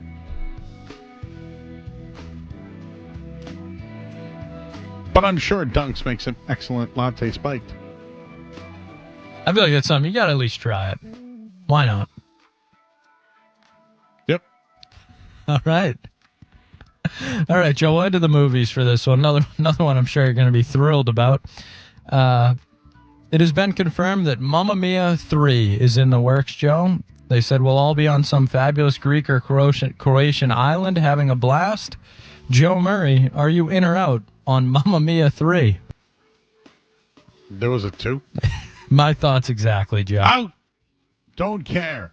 Don't think I've ever seen the first one. Don't care. Is it a dancing thing? I do believe it is a musical. I'm out. Kind of out, yeah. Is that it? We'll end with this one, Joe, just because you put this in Slack earlier today. There was a viral photo going around of a woman with an interesting phone case. You know where I'm going? A woman had an ant farm for her phone case. Joe, you sent us a picture of this. Joe Murray, are you in or out on the ant farm phone case? Okay, here's the deal. It'll do, and then you shake it up, and then it goes away. Yeah, it's like as soon as you put it in your pocket or like take it out, you're losing that sketch. I just came up with that, so don't steal my idea, anybody. But an ant farm? I haven't seen a thing like that since 8th grade. Like I was in like 6th grade. Like those things still exist, ant farms? What about like a bumblebee honey thing?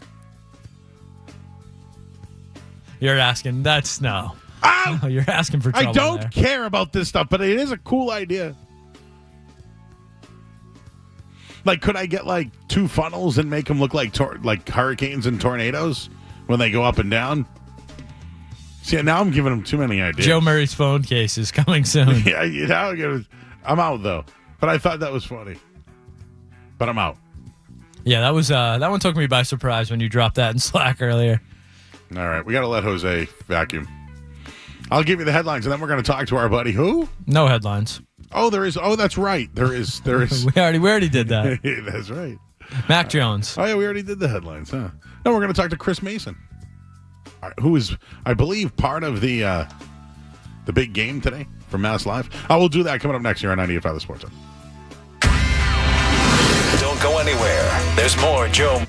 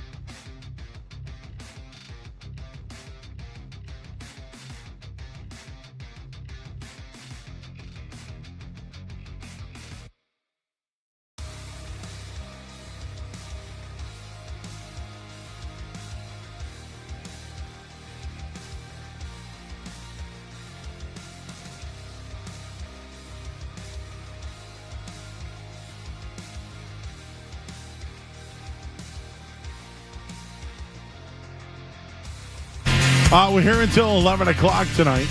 I just found out it was Kevin's last night as our intern. So you get Frank Pepe's and a nice gift. That means we're off the hooks, guys.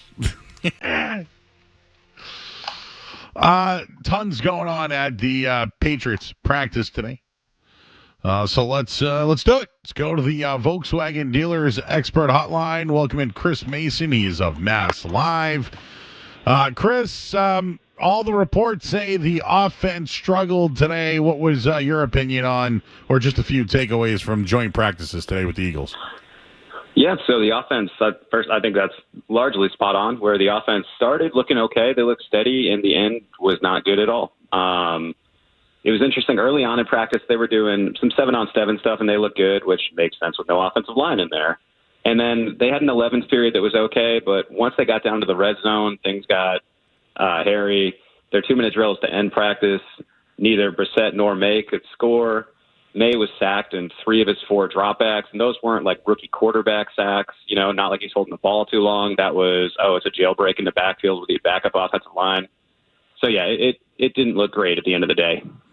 So let's just go back to the preseason and preseason game number 1, the joint practices. Gerard Mayo, I think I'm not saying they're wrong by what they did, but 7 reps against one of the worst teams in the NFL. And then here you are, first joint practices against one of the best D lines in football, and not to mention one of the best secondaries, and a team that's removed from the Super Bowl about 2 years ago, right? Or a year and a half ago. So, of course, the Patriots look like this, and the Eagles look like they did.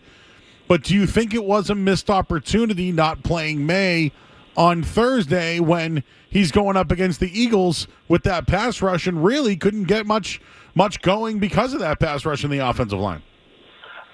I was surprised not to see him more, absolutely, last week. But the more I watch, the more I think they really just don't trust him behind that backup offensive line right now. It's so shaky, and they're not trying to get the kid killed. So I think there's an easy solution to that, right? And that's play him behind the starting offensive line at some point. This game on Thursday night, right? Say you give Brissett 3 series, give Maye 4 series behind that. There's no reason you can't give the starting offensive line 7 series or so, just because this is a new group of 5 guys that they're trying to mesh together for the first time. They could use the reps together. I think it'd be beneficial. But at this point, the last 2 periods, it was almost impossible to evaluate Maye today just because he was under siege so ridiculously the entire time. I think it was actually 6 of his last 9 or 10 dropbacks were sacks between the last 2 sessions. So it's tough to evaluate a quarterback like that when the play's not even playing out, So are they protecting Drake? Are they overprotecting Drake Maye? I think there's probably some of it's a reaction to what happened with Mac Jones down the stretch and how, skittish he got because he got hit way too often. And so I think there is some overprotection there. But, they're definitely letting him in normal practice days where he's not going to get hit, nothing's going to happen, yada, yada, yada. He's repping a lot. But when these live periods come, he's still not getting tackled. These sacks are, they're quote-unquote sacks where someone's running by and tapping the quarterback. He's in the backfield, but quarterback still gets shaken by that and everything. So they're definitely being pretty protective of him, but I understand why. Yep, scarred by Mac Jones still. That's how I look at it. And I keep talking about Drake Maye because, you probably saw all these quarterbacks over the weekend perform well. Yet it's the people are hoping that Drake Maye can help the Patriots. I just wonder if the Patriots are helping Drake Maye. What are your thoughts on that? Yeah, it's definitely a fair thing to wonder, but watching regular practice days, when he's not getting hit, when nothing's happening, there's still a significant gap between the level Jacoby Brissett's playing at and the level Maye is at. It's kind of where I expected him to be. He's a raw prospect coming out. He's only 21 years old. He was the second youngest quarterback that was drafted. The book on him coming out was he's going to need some time, and I think then you're seeing Brissett during these same practices where he's comfortable in the system. He's played it before. He looks like the best quarterback that they've had since Tom Brady, which sounds really impressive. But then when you go through it, it's it was wash Cam Newton, then Mac and Bailey Zappi. But he does look the best that anyone's looked at camp in a few years. So I think they're kind of resigned to the fact that Brissett's definitely going to be, I think, your week 1 starter at this point, unless Maye does something ridiculous in the next couple weeks. All right, we're talking with Chris Mason. He's from Mass Live. What was good? What jumped out to you that was good today that some Patriots fans should be excited about? Jalen Polk. So Jalen Polk has consistently delivered at almost every single practice, and it looks like the Patriots hit on this kid, where he's not making the highlight reel Javon Baker plays all the time, but he's far more consistent. He shows up for 3 or 4 catches in team periods every day. And he was the star in one-on-ones today, where he did have the highlight reel catch. He burned an Eagles defensive back so badly that he immediately did the Randy Moss hand up, like throw it to me, which was kind of funny in a one-on-one drill because he's the only receiver in the pattern. Like, you're getting the ball either way, man. But then Drake overshot him a little bit in the end zone, and he still lunged, made like a fingertip catch that was really impressive with a couple steps on the defender. So he's looked good consistently. Like, if Patriots fans want to feel good about the offense or someone in the offense, it's Jalen Polk right now, where it looks like they hit on this kid early in camp. You mentioned Polk. They selected him, but a bunch of tackles came off the board ahead of him today. What do you think is the biggest need for the team right now, offensive line or the wide receiver that Polk is?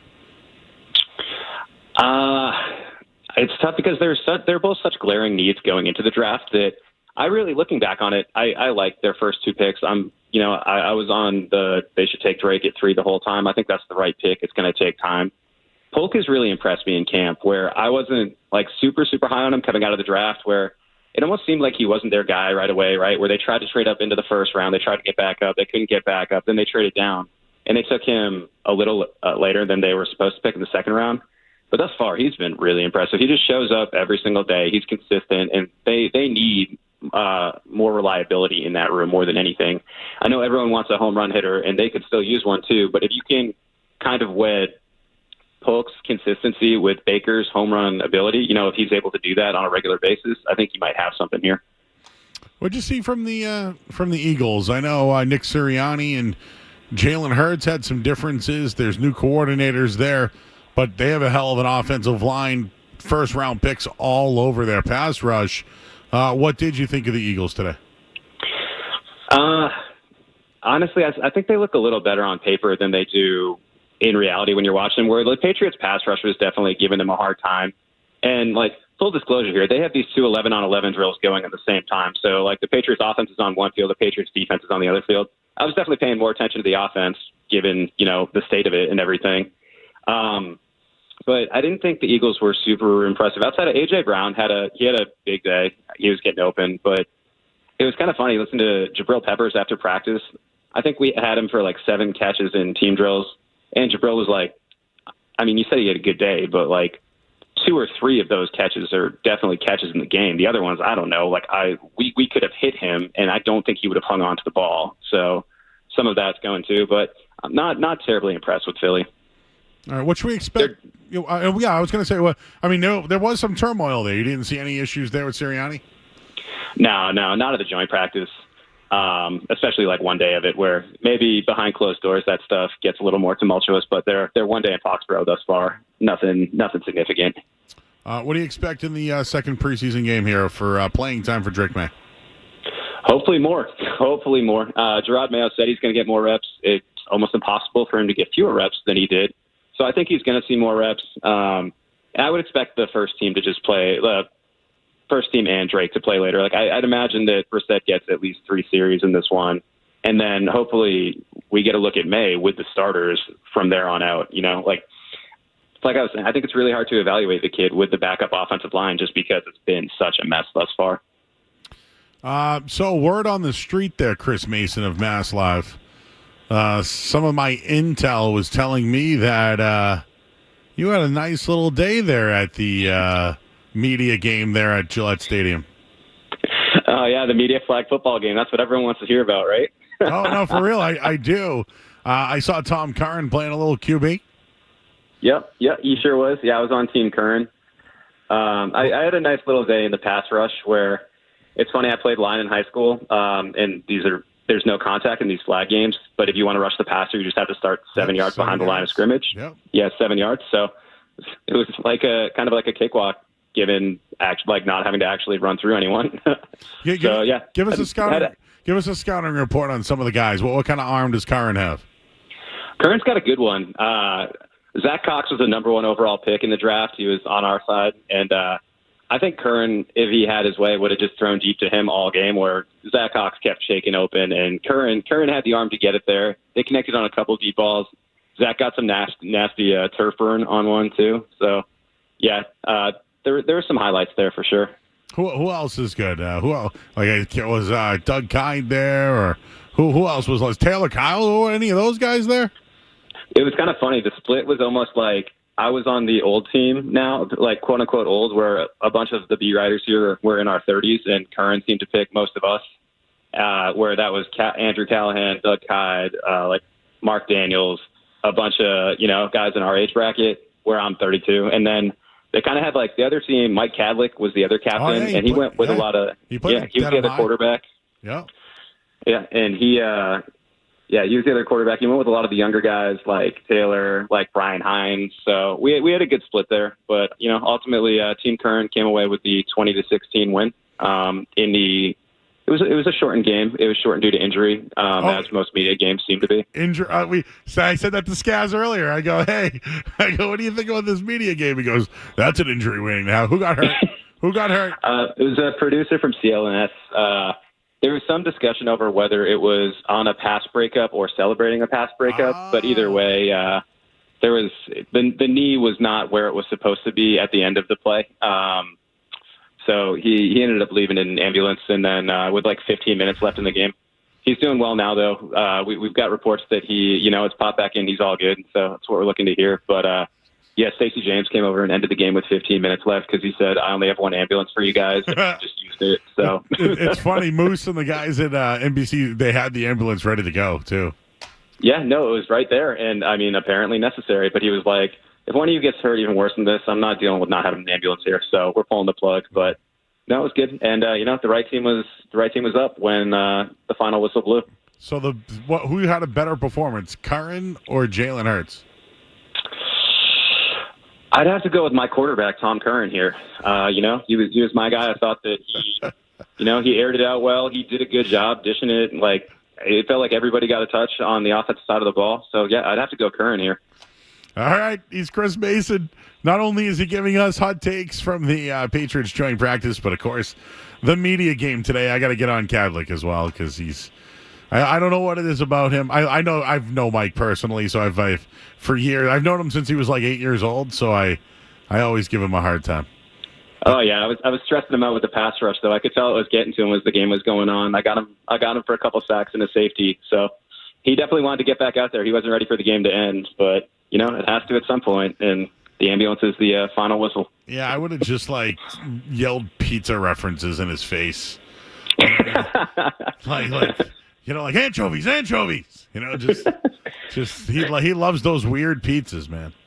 Yeah, pizzas and SpongeBob. Well, we got Frank Pepe's here tonight. We're happy about that. So we're there. You go. We're very happy. He's Chris Mason. He's from Mass Live. Chris, appreciate the time, man. We'll do it again soon. Definitely. Thanks for having me, Joe. You got it. He is Chris Mason. Everybody check out all his work over at Mass Live. I like the update about the media game as well. And now we're going to have Cadlick on, and we can bust his chops about playing. All right, we got to get to the headlines here. I'm Joe Murray. Sports Hub headlines. Red Sox lead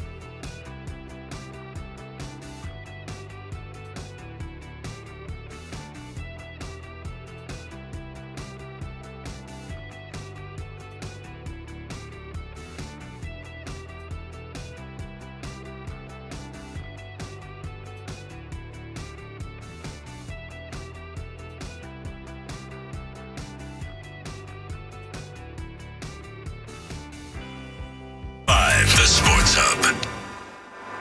J.J. McCarthy, who had a really nice debut against the Raiders, ran the ball well. He has a torn meniscus in his right knee, according to his coach, Kevin O'Connell. And they don't know how extensive the surgery is, but J.J. McCarthy, the quarterback out of Michigan, the meniscus tear, he's not going to start early in the season. They don't know yet how long he'll be sidelined. Generally, young athletes especially, they return much faster than you think. So it doesn't say season-ending injury. I think it puts Sam Darnold was going to start anyway. I think J.J. McCarthy made everybody feel like it was closer than we previously predicted. But Sam Darnold's the quarterback. So, we talk about this all the time. 60 quarterbacks played last year. And so when people freak out that the Falcons drafted Michael Penix and got Kirk Cousins, Minnesota's already out one of their best quarterbacks.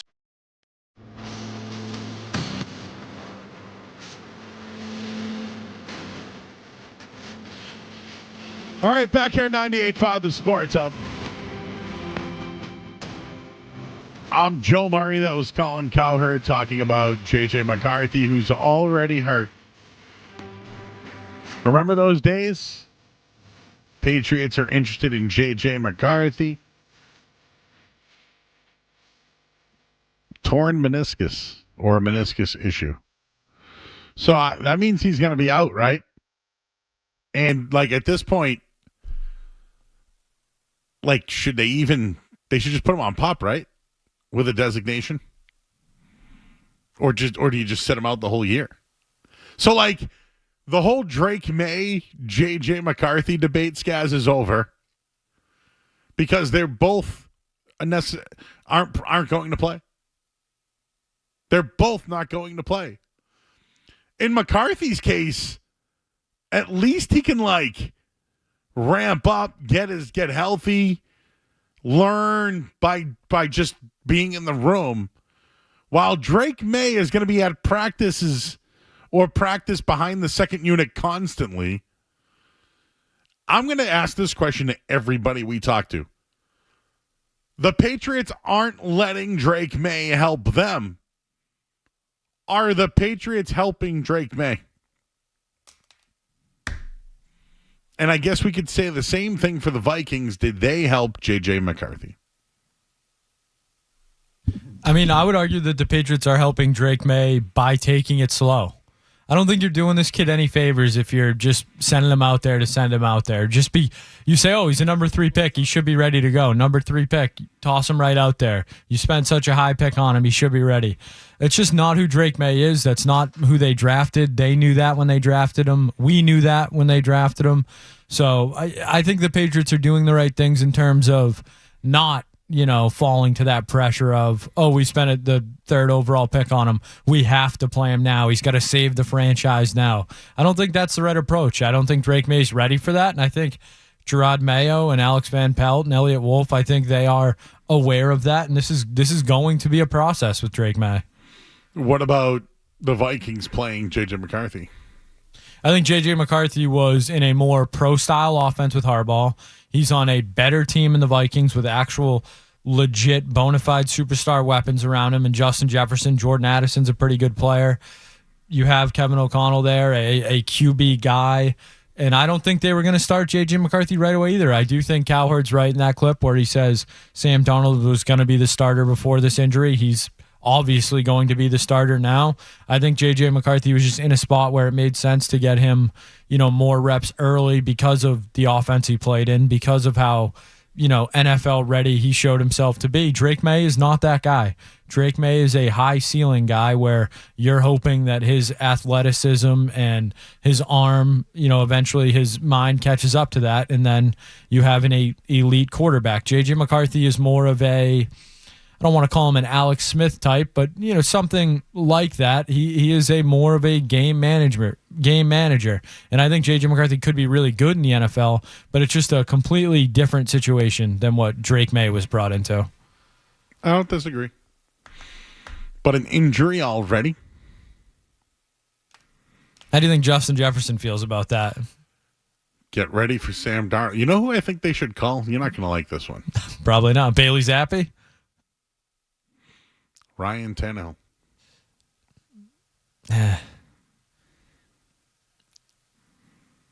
Tannehill or Darnold? I don't know. Nick Mullins is there. I might take Nick Mullins over both of them. It's just not. Where's Josh Dobbs now? San Francisco? He's battling for the backup with Brandon Allen. Yes. I don't know. Yeah, that's Sam Darnold. Oof. What about Zappy with Kevin O'Connell? Joe, it can't be. I mean, I'm not a Sam Darnold guy at all. I mean, obviously, I'm not a Zappy guy, but if they're trying to keep it afloat over there and Darnold looks awful, yeah, Patriots pick up the phone for sure. Poor Zappy. Do you think he plays on Thursday night again? Oh, he'll be out there. Don't you worry. That line starts wreaking havoc again. There goes the white Bailey Zappy, the human white flag. Do you think Drake Maye plays more than 7 snaps? I want to see what his line looks like first. If they send him out there and they can't block at all, why? Why leave him out there? This is why risk it? This is why you protect the franchise, protect the quarterback. So again, that's why Bailey Zappi's here. For the people that are going to be pissed that he doesn't play, 9 dropbacks, 6 sacks. Now, I'm not good at math, Joe, but I can tell you that's pretty bad. So they had 29 dropbacks, and they were sacked on 9 of them? That's not good. Not good. Anyways, we got musings up next. I feel like we should bring Kevin in for this. This was last night, which I didn't know that. But we do have Frank Pepe's Pizza. And I thought I would do a live taste test. What do you think? All right. We'll do that next here on 98.5 The Sports Hub. More Joe Murray coming up on The Sports Hub.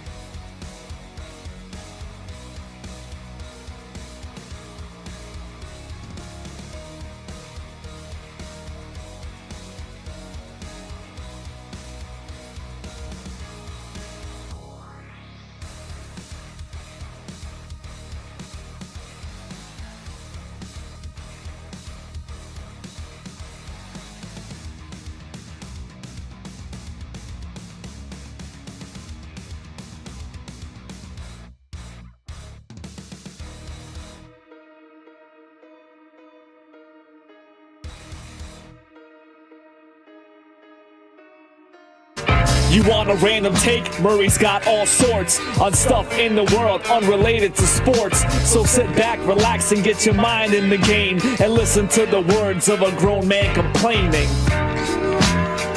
Move up. Come on. Let's get in front of there. You go. Show everyone. How's this? Good? Everyone can hear me? There you go.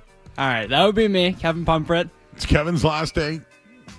Tomorrow's Christina's last day. So we had her on last night. And we came up with a name for her show, Tina Talks. We were talking about a lot of random things. It was good. I like it. So, Kevin, from West Roxbury, went to Catholic Memorial and now goes to Quinnipiac. Sure do. Which has great pizza. As you found out today. I was going to do a live taste test, if you don't mind. Go right ahead. I have the mozzarella. What I forget the one that I had earlier, the Della Conti. It was like a bacon. Was it not just meat lovers? It was everything. It was so good. I had 5 No, I had slices. it too. It was good, yeah. I had 5 slices. So anyways. What I like about them is they're long slices. Well, they're easy to eat. Like, they don't, like, it's not like they're not that, they're kind of, they're greasy. I would not messy, Really? but, I mean, the one that I had kind of was, but I mean, but they are easy to eat though, which is nice. What do you think about bubbles in pizza? Out. I mean, come on, what kind of bubble, like, why, what, do you like them? That's weird. I like the bubbles. You're a strange guy for that, Joe. What? I mean, that's just less pizza. No, You're it's just a big bubble in the middle. bubble dough. Yeah, but like, that's less cheese, that's less tomato sauce. You just have a big bubble in the middle of your pizza. That's just like bread. You don't like my bubble? No, I don't like that bubble. Get that bubble out of my face. So what was the best part of your internship? I guess if I was gonna answer seriously, I would say, all right. If I was gonna answer unseriously, it's probably the bets that me and Skaz get going in the back while the show's going on. But if I was gonna answer seriously, I mean, as we talked about last week, it was obviously it's just nice to be around the show and see the inner workings of how whatever I would hear on the radio growing up works. And I'd like with like my major and everything, like that just. It's just like stuff I wasn't super sure about at the time, and I'm glad that this internship and actually doing it as a job, in a job setting, kind of reignited my passion, you could say. They just made me want to do it more, so probably that. And of course, meeting you and Skaz, that's been great. Okay. What was your answer? What do you mean? What was my answer? I just told you. Joe was too busy chewing, I think. I think for that one. Good. Sees it. I think they're consistently the best. In New Haven? No. Or just in general? That's not a terrible take. I mean, they're really good. Consistently the best pizza. Mm-hmm. It never fails. Every single... It's good every time, even if it's like... And there are some places where you're like, the pizza was good tonight. Mm-hmm. The pizza's always good. Mm-hmm. I haven't had it in a few months too, and it was like I was glad today. I was glad to see it today. I saw the email earlier, and I got all fired up. Like on the way over here, I read the email. I was like, oh, nice. Can I give you amusings? Excuse me? Can I give you amusings? Of course you can. This is detailed fair or foul. A man may have to cancel his wedding after all the guests declined invites after he tried to charge $450 for every person. Are you asking me if I think that's fair? Or Yeah, foul? like for what? What are they being charged Yeah. for? Just showing up? Well, that's a good point. I mean, have you ever been charged for a wedding? I mean, there's a gift. I mean, like I've had to like travel to weddings and like pay for airfare and like hotels, but I've never been charged to physically go to a wedding. That sounds like he's selling tickets to his wedding. That's a hard out. That's foul. Yeah, that's gross. That's a good point. I don't think I've ever been charged to go to a wedding. I've been charged. Excuse me. Oh boy. I've been charged to go to a brunch. Yes, yeah, I've had that in like DC or like they'll that's try. different. You're eating Everybody food. gets Like, that's, yeah. I mean, I know you're eating at a wedding, but like it's a wedding. I mean, I don't know. It sounds like he's like selling tickets to a concert, except it's his wedding. I don't think I'd pay $450 to go to anybody's wedding. But think of it like this, though. You got to get the hotel, got to get your suit, got to make sure it's ready, got to get a haircut, right? Well, now you're the best man. Now you got to get a gift. Now you got to give them another gift. Well, that's one thing if that's like all like included. So you might be paying more than $450 anyways. Yeah, but then what if it's like the $450 to attend plus all that? Like, does the $450 include stuff? Like, does that include like your hotel and everything else? Like, what is the $450? I don't know. 300 people. Yeah, I don't know. I'd say I'm out Would on you that. pay $450 to go to like Tom Brady's wedding? Well, that's what I was gonna say. If I'm paying $450 to go to anything, it better be like I better get to see something at least cool there. I better at least get to meet someone cool there. Better not just be like my buddy from down the street. Like, Skaz, would you pay $450 to go to like David Pasternak's wedding? No. Well, who else just got Like married? I know Peyton Pritchard just got married. Okay, I know some people that were there. Would you but pay $450 for that? No. Would you pay $450 to go to Tom Brady's wedding? No, I don't think I'm paying. I mean, do I like get to meet like Tom Brady and all like the Patriots? They're not going to talk to me. You're in the photos. No, they're not going to let me in the photos, Joe. I will tell you this though. You went to a wedding recently, Skaz. Do you think you paid at a more? wedding every other week? Did you think you paid more than $450 for the last wedding? All together for hotels and stuff. Hotel, haircut. That one was in Massachusetts, so but we were there 2 nights. I mean, you got to give $100 each, right? Yeah, so now you're down 200. Yeah. So definitely then, and I'm going to another one in September in Cali, so that's going to be 200. That's then, north, Joe. And then what's we're approaching at least $1,000 for that one. Okay, so $450 is half. Yeah, but that's without that guy's not paying for your airfare and your hotel. Is it not $450 plus? Yeah, that's just an extra like convenience fee. I don't know. It kind of sounds like you're trying to defend this guy, Joe. I don't like it. I'm trying to say that the guy's got a big audace. I would agree. Yes. Yeah. That's Just like true. the aura that you bring to the room. Yeah. Does anybody bring that up anymore? Too often. I don't like it. Everywhere I go. But you were the one who. Well, I thought it was funny at the time, but you know. It's not funny anymore? No. Well, I wouldn't say that. Do you know that we had an assignment for you, and I don't even ever know if we. I don't even think we brought it up to him. Was it you wanted me to watch a movie, right? We did want you to watch Tommy Boy. I forgot to. Which I'm you not didn't do. gonna lie, I know you didn't. I do. literally remembered that yesterday, and I was like, oh, I better do that tonight. Then I had work all day, and then I forgot about it. I'll do it. You know what? I'll watch it tonight, and I'll text you about it, or I'll send you you know what? I'll send you a recorded. We video want review 300 about it words on Tommy Boy. 300 words. You could do a video if you want. I will. In cases of chicken wings. Oh my! I saw that. That was the unreal. school. And it happened for a very long time.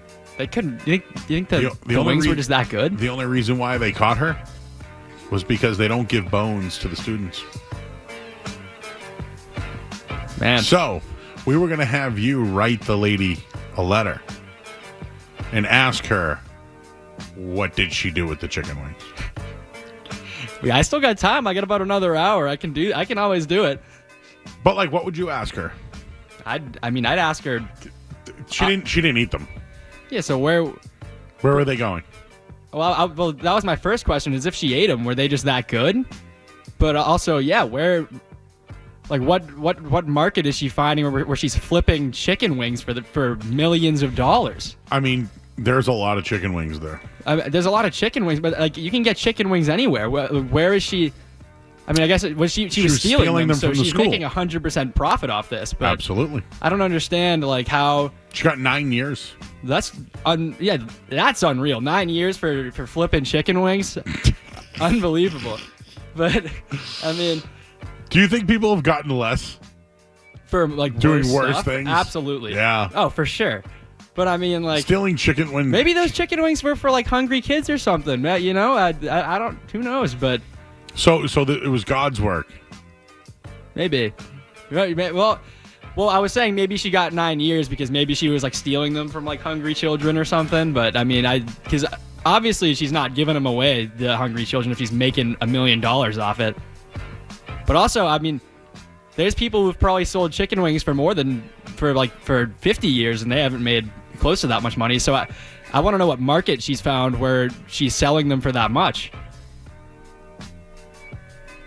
I figured you could maybe write her a letter. I can do that. And then she'd like write back and be like, "Hi, Kevin." Yeah, she's got nothing better to do now these days. I was selling them out of the trunk. She's got 9 years to answer me, so.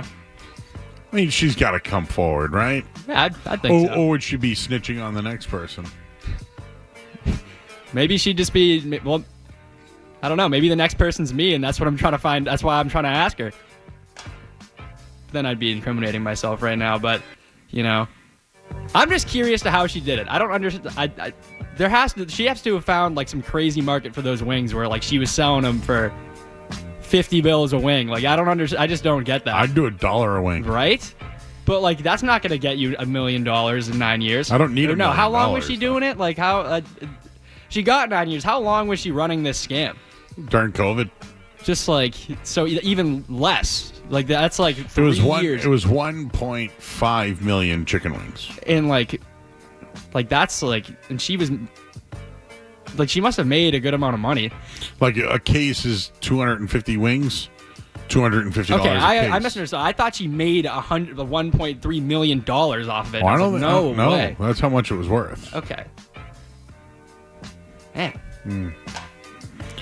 Happy birthday to Don Lewis, 63 years old. John Slattery. That was 62. I was looking up a few birthdays while earlier in the show. So it was Alfred Hitchcock's birthday. I know you're a movie guy, so I don't know if you'd like Alfred Hitchcock, but you know, it's a little. Yeah, Rear Window is a really good one. Sebastian Stan is 42. Winter Soldier. Ikwako, no clue. Lennon Stella. I don't even know that is. Who is that? I don't know. Ben Hogan, golfer. Legend, one of the best ever. Don Ho.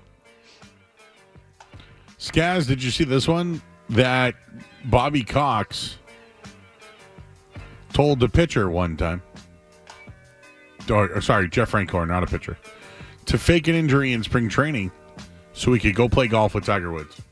Love that. Spring training, get out, play around with Tiger. That's something I'd pay $450 to do. Because if he was missing, there'd be an uproar, right? But if it was like, hey, just fake an injury and get out of here, go play. I mean, Doc Rivers used to try and get thrown out on Masters Sunday every year. He used to tell the refs to throw him out so he could go watch the Masters. Are you a golfer?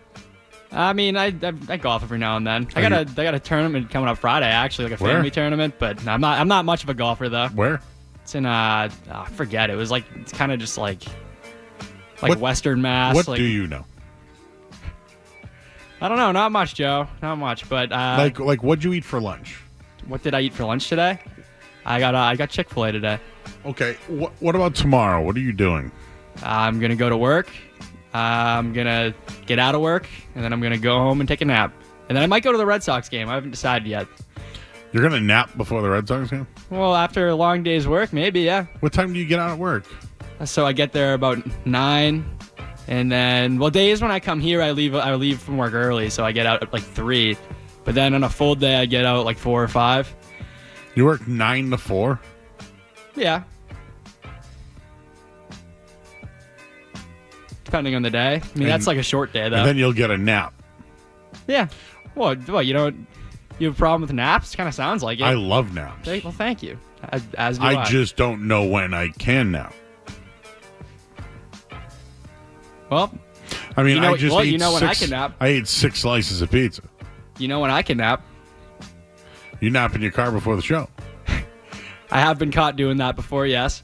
I heard that you like to do that as well. I've caught both gentlemen in studio right now asleep at the wheel in the parking garage. Jeremy told me last year that before a Patriots game, I came in early, and before a Patriots game, it was 34-0. And he said he walked in and saw me just snoozing. And I go, what do you want me to do, bro? 34-0. You really want me to comment on this? Joe had nothing to say. There was nothing to say. It was 34-0. Yeah, that's. You represented every Pats fan at that moment. All right. Anything you want to complain about? What about the bike lanes in West Roxbury? Oh my God! Don't get me started on Center Street. That's the worst, huh? I hate it. I respect the bikers, but I don't like their lanes. I don't. Well, you know what? It's not that I don't respect the bikers. Well, no, you know what? No, I'm standing on what I said. I do not respect them because I think I've seen maybe 3 total since those bike lanes have been made up. Those bike lanes are a nuisance. And where do you see any bikers? And West Roxbury is also like it's not a huge area. Like you don't need a bike to. I don't know. I just don't get it. I don't know anyone I don't know anyone who actually bikes around West Roxbury. So that was I was dumbfounded why we needed one to begin with. And Center Street was the worst before that, before they brought it down to 1 lane. But that's the main area through West Roxbury. I just gotta go around. Huh? Gotta go down LaGrange and over. That's what I've started doing. It's just. Nothing makes me more angry. That's one of the reasons why just going home now is the worst. Nothing makes me more upset than Center Street. Nothing does, huh? And then when I see a biker, I'm just like, and you know what? You're right. No, I shouldn't have anything against the bikers, but because of those bike lanes, I see a biker now. I'm like, this guy, dude, get out of here. Go home. Go away. You ruined Center Street. The pizza was good that I ate. Today? Just now. Yeah. Every pizza. That was great. Here's Brian and Braintree on the pizza. What's up, Brian? Hey, guys. Hey. Zach's in Randolph. Best pizza. Nah. Can't hear you, unfortunately. Linwood all day, bro. I was an intern at BCN during the 90s, okay? I got some stories with Mark Parento I can tell you. Very nice. I'm interested. I don't think they're worthy of air, though. Oh, what'd you do after your internship? Well, I ended up as an engineer over at Emerson College for a while. All right, good for you. Worked with bands, promoted comedy, been around. Yeah, we're always looking for engineers. Yeah, I'm retired. I just turned 70. I'm in a rehab hospital. A new intern if I had a mini stroke. Oh, I'm sorry to hear that, Brian. Well, I listened to you, man, and I was with you 2 years ago on the air when we were all sad that Jimmy Butler scored us and knocked us out of the playoffs that year. Oh, yeah. And I called you and I talked to you and I said, listen, you're going to be okay. And then 2 or 3 days later, you got your big gig. Oh. I'll never forget it. Yeah, I'll never forget it. I said, see, good things happen. All right, man. Well, you're a Braintree guy? Oh, I Braintree, Quincy, yeah. I always loved Jimbo's. Oh, well, guess what? My girlfriend produced comedy there for 25 years. Ask any of the old-time comics around Boston that are still around doing it today. They know her. She died a couple of years ago, and Annette Pollock. Well, thanks, Brian. Thanks for listening. All right, buddy. man. Appreciate you. You have a good night. Got morbid a little bit there. Yeah, too. right? Feel bad now. Yeah, that kind of killed the mood a little bit. But thank you for the call, though. Is that your first call? No, we had a couple the last time I was on. Oh. I didn't feel like I had enough, had much to comment on with that call, though, so. Somebody just goes, working from 9 to 4. What a way to make a living. I love Dolly. Some guy says, you and Joe would make a great team to John Serenides. I don't know. We do have him on. The aura is gone. Who will the ladies turn to? The night show is losing its aura. Yeah, the female viewership ratings are going to plummet. No, the persons are doing very fine. Come on, I was just You know what's funny though is I made a note one night that our demographic is generally 25 to 54. Well, that's the one they care about. And all the people who are older than 54 call in and say, "Hey, Joe, not in your age demographic." Yeah, the caller combine. What else, guys? What do you got? What do you have for Kevin? What else can we talk to him about? I think Kevin's been a very good addition to the night show. You know, you never know what you're going to get with an intern, but Kevin showed up confident. He's not afraid to voice his opinion on the air or in the Slack, and we get a younger perspective on the show. I think that's been, something that, not that we, didn't have it, but Kevin's definitely a lot younger than both of us. And the graphic design work with the website, I will say that can't go unnoticed. Kevin was a massive help getting our articles, some cover letters, basically. Kevin, do you know that you could make a living? Yes, that's the goal. No, you could do it now. Like right now? Do you think Yes, you should send your resume to somebody and say, "This is what I did for the #1 radio show in Boston." I will do that. No. It's probably, yes. You should probably do that. No, I will. I'm going to. And then you could show them all the stuff that you did. I will do that. And then you could show them the ratings of the show. I could be like, hey, you know why they had these ratings? True. You could. We do have someone in chat, someone named Lauren in chat, wants us to ask Kevin either about his high school graduation story. Oh, God, I think that's my aunt. Or ask him about West on Center. So West on Center used to be Buck Mulligan's, which, Skaz, I got to tell you, not West on Center. It was a very divey place. You weren't around for Buck Mulligan's, though. No, I cannot say I was. What happened at your graduation? Is this an appropriate story? No, Kevin? no, it is. It's a funny story. It's not anything bad. So the day before my CM graduation, you know how we had our rehearsals and whatnot. I wasn't feeling very good that day, and I showed up. My stomach was hurting. I was looking pale, and I was saying that the whole time. I was like, man, I feel like garbage right now. All my friends were like, Kevin, come on, dude, figure it out, whatever, you're fine. I was like, all right, you know what, yeah, you're probably right. I'm just gonna go home and sleep it off. So I get home that night and I'm like, man, this really hurts. So I should probably get this checked out. So my mother drives me over to urgent care, where they're like, yeah, we'll look at you, and they give me a CAT scan, and they give me a CAT scan, and they give me an IV. And so I go through that, and they go, oh, you're fine, but you're they were saying my white blood cell count was low or something. So they refused to take the IV out unless I got it checked out. Because I was saying no, I'm just gonna go home and sleep it off, leave me alone, whatever. But they wouldn't take it out, so they just sent me over to they sent me over to towards the hospital anyways. They're like, don't worry, you're fine. Okay. I wasn't, because I got a call while on the way to the hospital, and they go, yo, you have to go get surgery right now. Your appendix is about to burst. I was like, great. Well, So did you graduate? I'm getting there. Yeah. You are a long storyteller. Keep going. All right. Well, don't interrupt me then, and then I'll get there. So I get to the hospital probably around 10 p.m. I'm sitting there until 5 a.m. I finally get into surgery. I wake up around 7 a.m., immediately puke, go home, take a nap. A nap, yeah. You know how I love those. And then I show up to my graduation after telling everyone I just got my appendix out. And they're all like, what are you doing here? And I ended up walking. I limped up on the stage. I actually limped up twice because I had to go up and accept an award. But yeah, it was an interesting day. I immediately went home and took another nap. A heroic effort from Kevin. Hey, I didn't even get a shout out. It was unbelievable.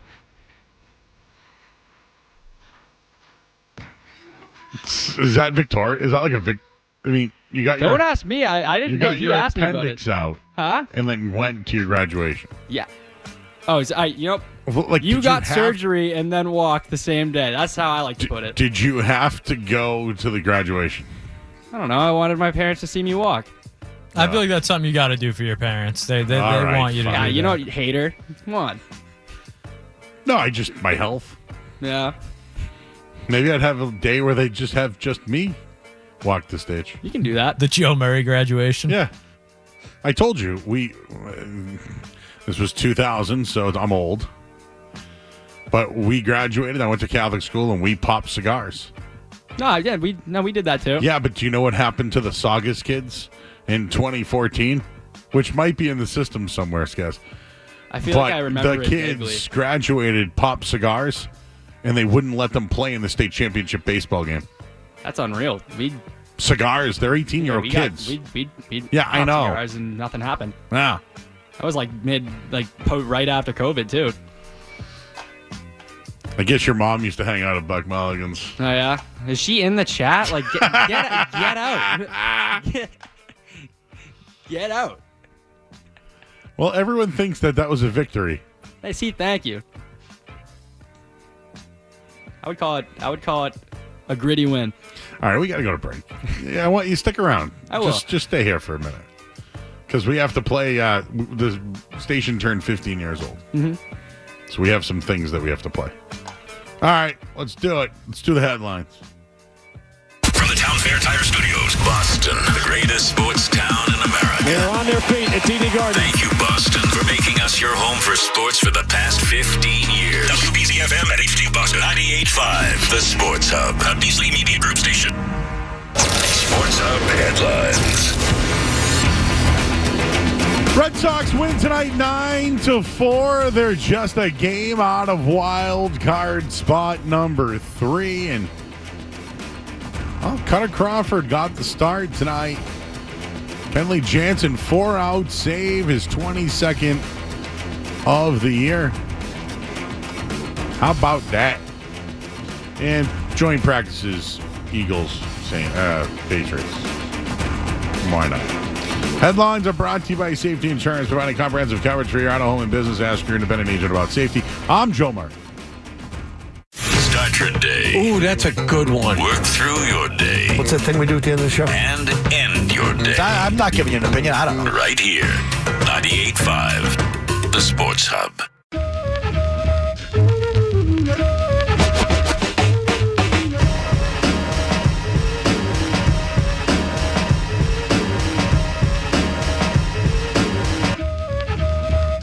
All right, the Sports Hub has turned 15 years old. And we got some throwbacks that we're going to let you hear. How about that, Kevin? Sounds good to me. All right. Do you know how to send things to break? No. Just say, I'm Kevin Pumfret, and you're listening to the Joe Murray Show on 98.5 of the Sports Hub. Like right now? I'm Kevin Pumfret, and you're listening to the Joe Murray Show on 98.5 The Sports Hub. Don't go anywhere. There's more Joe Murray. More Joe Murray. On the way on 98.5 The Sports Hub.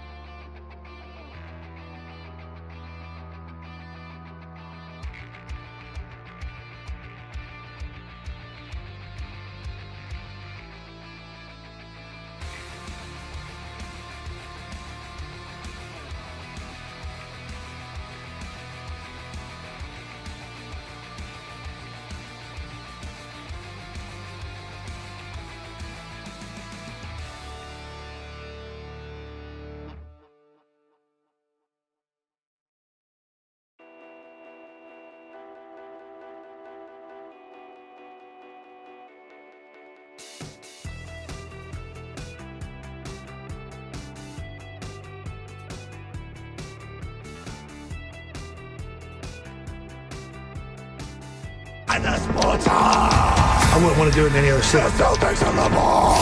Thank you, Boston, for making us your home for sports for the past 15 years. 98.5, the Sports Hub.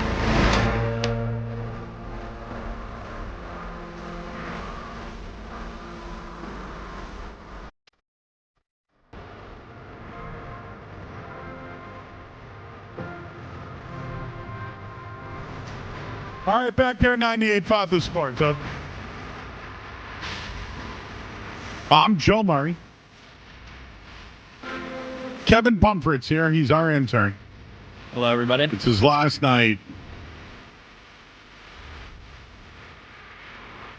Congrats, Kevin. Thank you, Joe. Carrie Ann said that. Thank you, Carrie Ann. So you don't Lauren's your congratulate me? Lauren's your aunt. Yes, Lauren is my aunt. Because I know her family, or the family she married into. Yeah, Nick. I know most of them. Mm-hmm. There's like 1 million of them out there. No, there's a lot of them. Yeah. The aura. The aura that is Kevin. Do you know the other shows bring their interns in now? You started it. You know what they saw the ratings go up when I walked in the studio, and they were like, "Oh, we got to do that now." There he is. There he is. But not all interns are built like me, though. That's right. So 15 years ago today, the Sports Hub started. They got rid of WBCN. Mm-hmm. Kevin, what were you, 6? 15 years ago? Yeah. Yeah, actually, exactly. Good math there. So there used to be just AM radio. Mm-hmm. And then all of a sudden, dark time. Well, the Patriots were always on FM. Well, for a while on PCN. So they decided, why don't we make an FM sports station? And it was like, whoa. And it was like... And it hit. It slapped. Oh, yeah. It's groundbreaking. Is that you trying to relate to Kevin, Joe? Yeah. It slapped, bro. It was bussing. It was a good... All right, well, I was going to say it was a good attempt, but maybe dial it back a little bit. It was bussing. Yeah. So, Skaz has uncovered whatever we can play. Yes, Joe. So I know the morning show ran into this problem a little bit, the night show as well, where our archives of the last 15 years is a little depleted. It's more about the last year and a half for us at night. Because of copyright, we can only use people that are currently employed. Yes. That makes sense. The night show started with a man named Damon Landelar. No. Yes, the mothership. Welcome aboard. Mothership has connected. Welcome aboard. Mm-hmm. And then was it the predecessor? I can't even remember. Yeah, I think it went right to the predecessor after that, I believe. And then he was here forever until he wasn't. And then I took over. Yeah, now we got Joe Murray. The Joe Show. So there's really only 3 night hosts ever? Like Jeremy Conley would know better than me, but no, I can't remember. I believe so. I don't believe there was. I thought the predecessor left and came back, but maybe. Yeah, but he wasn't the night guy. Yes, though. you're correct. You're correct. That could be a movie instead of the Terminator. The predecessor. The predecessor. The Joe Murray story. If you really look, there's probably a movie called The Predecessor somewhere. Probably. What do you think it's about? Maybe it's about those 2 guys you were just talking about who preceded you. No. Well, I think both those guys are doing all right. You think so? I think so. You don't know? Well, one's national and the other's now doing a drive time show. I don't really know what that means, but I'll take your word for it. So there's morning drive. Mm-hmm. Then there's middays. Middays are like the soap opera that that are on. Mm-hmm. Morning is like the morning news. Afternoon is like everyone in their car coming home from school to getting out of work. A lot of people in the car. Mm-hmm. Then there's nights, which is like... That's where guys like you come in. Off the rails, baby. There you go.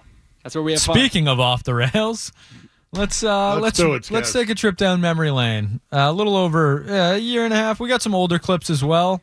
We'll start with this one. When a caller into the Joe Show didn't know how to turn his radio down.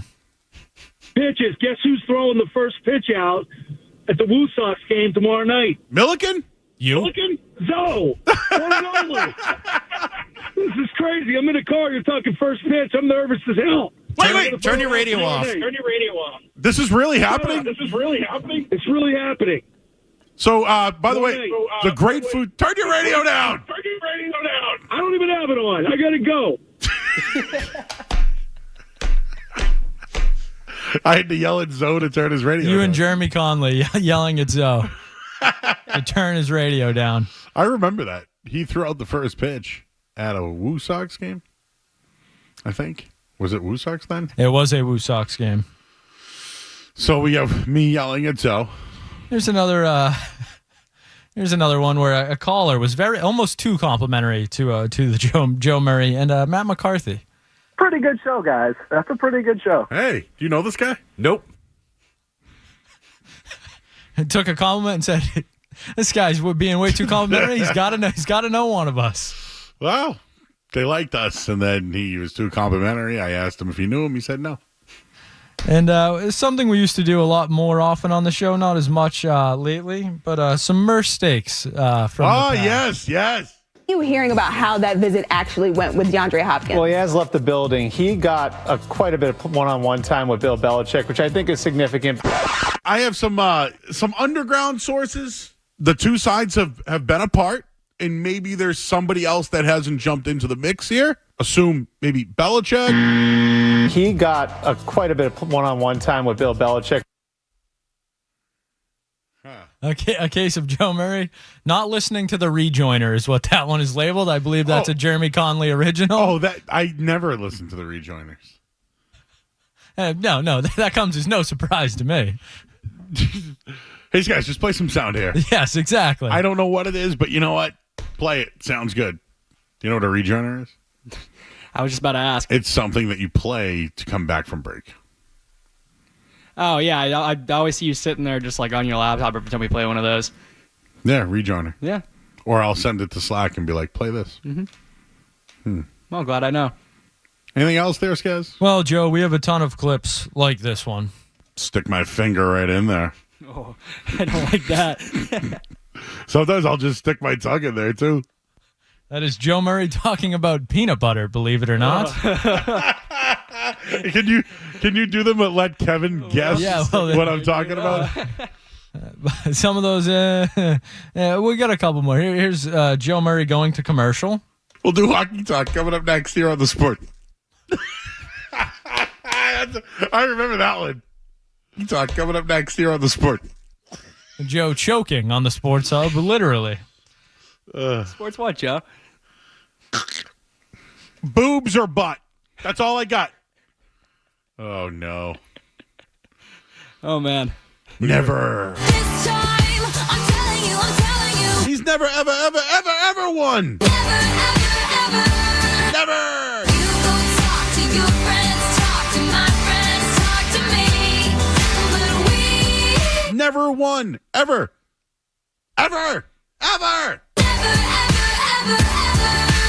He's never won in his life.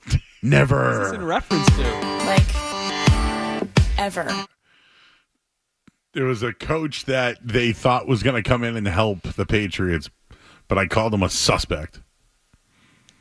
And now he is the head coach of the college team in Boston. Bill O'Brien. Oh, I forgot he was the. Yeah, Bill O'Brien never won anything. No, he was a bum. Never. No. Bum. Ever. Bum. Ever. Bum. He coached Tom Brady. Yeah, and it was hard to watch. I remember they had a 21 huge point argument with him. They had a 21-point lead in a playoff game against the Chiefs and lost. Yeah, unfortunately, he's never won a thing in his life. Unfortunately, I remember that one. He's never won a thing in his life. He's the worst. Ever. Bum. Ever. He's a bum. Now he's at Boston He's College. a bum. Yeah. Well, too bad for them. And now they'll continue to not win anything. I don't know. I have them down this year, but I don't know. I think it was a good hire for them. But I thought it was a terrible hire here. No, yeah, it wasn't great. Nothing was. We don't even know if the guys they hired now are great. Well, we'll see with Mayo. I don't think so. Yeah. I'll give him a chance. So I'll pour the whole thing in my mouth. You cannot just no idea what that one's in reference to. We got a lot of those. There's one in particular I'm looking for. A rant of sorts. Can we do the one about the there was something happening on my lawn? I don't know if you know about this story, Kevin, but I would walk outside every day. And there was this one spot on my lawn that's near my driveway where I would find poop. And I would talk about it on the radio. That was Gaz the first month you guys worked together. He was like, "Oh, I don't like this guy. I'm gonna go poop on his lawn." No, but who's pooping in my yard? So every day I would see it, and then I started to think that someone's messing with me. So I have cameras. I was looking. You have a wide reach around here. That's very possible. I know. So then people were calling in and being like, "Joe, I don't think it's a dog poop. Could be like a coyote or something, you know?" I brought it up on the radio, flipped out. No more poop on the lawn. What a coward! What a Joe, coward! What a coward! Whoever was doing that, you let one comment stop him. No respect. Other than Don and Carver, this may be my favorite piece of audio from the first year of the Joe Murray Show. Never showed up but still got paid. Here's the deal. When someone dies, embalm them. Take out all their guts. What are we doing on our license? Do you want to be an organ donor? Was the 76-year-old woman an organ donor or not? How the hell is a person put in a casket and still alive? That means they're getting paid and not doing their job. When you take the body away, what are they doing? Are they just leaving the body there? Get in there. Do the autopsy. Embalm. Get everything out of there. Make the body gone. I would freak out. You hear that? Freak out. I would freak out if I went to somebody I love's wake and they're knocking. I'd fall over and freak and never be the same ever again. Ever.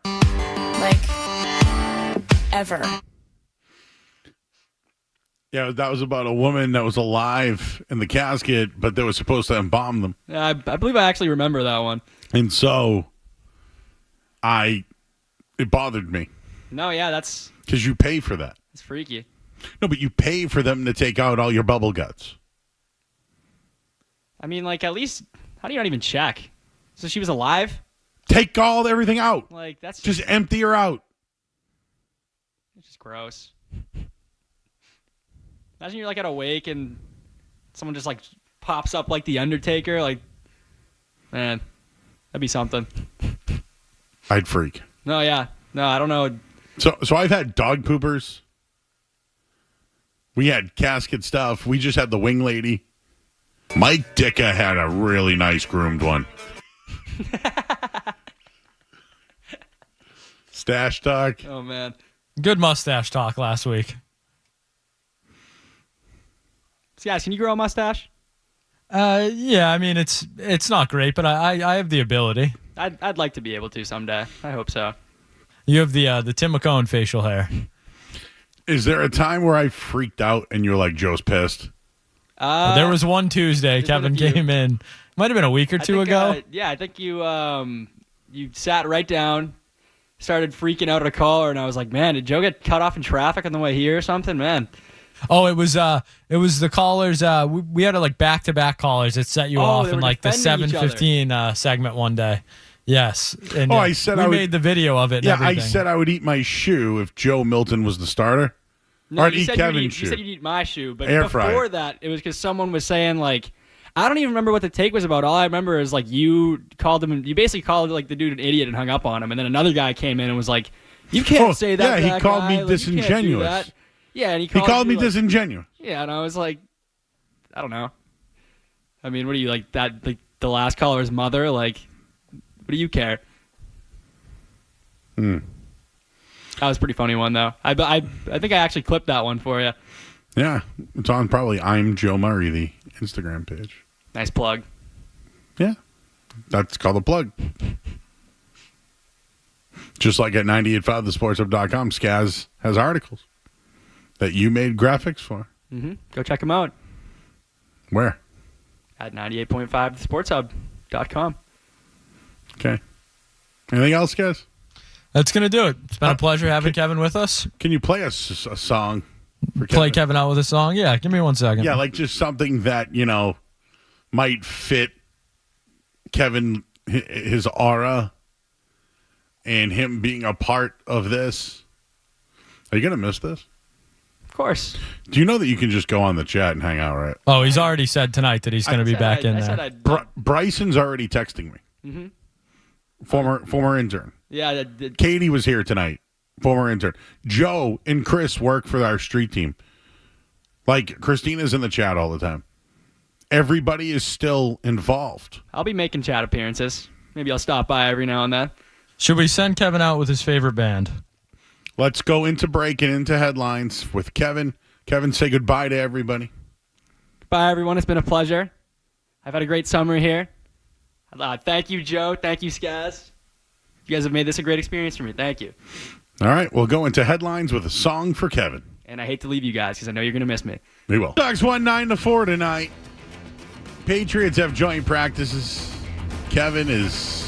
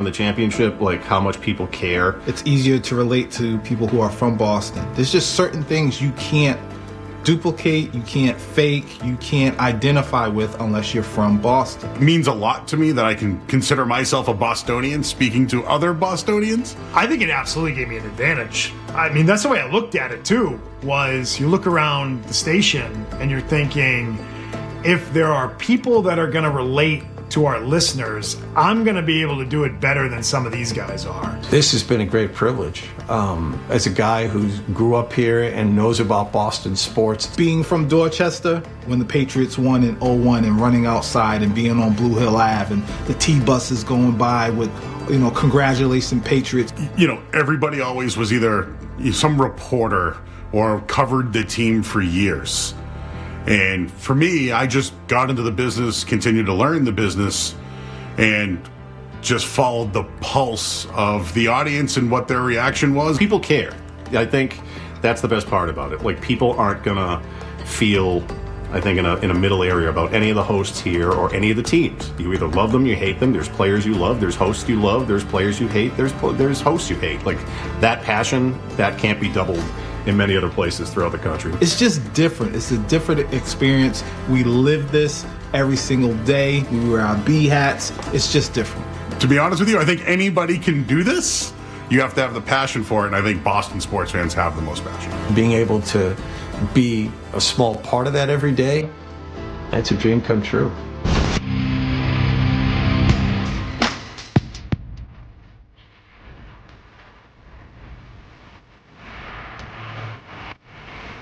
Well, as we're celebrating our 15-year anniversary here, 98.5 The Sports Hub, we're saying goodbye to Kevin.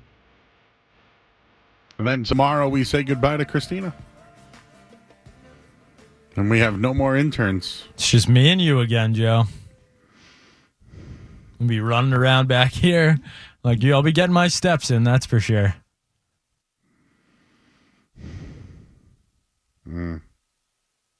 What do we got going on tomorrow? A little, little day before a game, Joe. Oh, that's right. More Eagles talk. More joint practices. We'll send off Christina as well. And then Thursday is, are you working? I will be in the afternoon show on Thursday. And I'm doing post. I will be with Jay Stu behind the glass. Hey. Jay Stu at day one? I'm trying to think. No. So first show was Felger and Maz. Yeah, for some reason I remember listening to in the morning, but no, they went right into to Felger and Maz, who were on for a couple hours, and they went right into pregame. And then the first morning show was Fred and Friends. Johnny Wallach. Yep. I believe Tangway was first. That is correct. Yeah. Controversy. Yep. And that's it. So, Kevin, thank you, sir. Excellent job. Keep it up with the aura and the graphics. Skaz, great job. Great milestone for you and me. We got to go home. Good night, everybody. We'll talk to you guys tomorrow night at 7 o'clock. And be sure to go to YouTube. You can watch all our anniversary stuff. And, of course, the final hour of the program brought to you by Valvoline and Oil Change. Enjoy quick and convenient vehicle maintenance this month. Visit NewEnglandoilChange.com for 15% off your next drive-through oil change. And Valvoline and Oil Change now open in Weymouth, Kenton, Bedford, and Natick. Thanks, guys. Thank you, Kevin. Good luck to you. I'm Joe Murray. Talk to you guys tomorrow night. More Joe Murray coming up on the Sports Hub.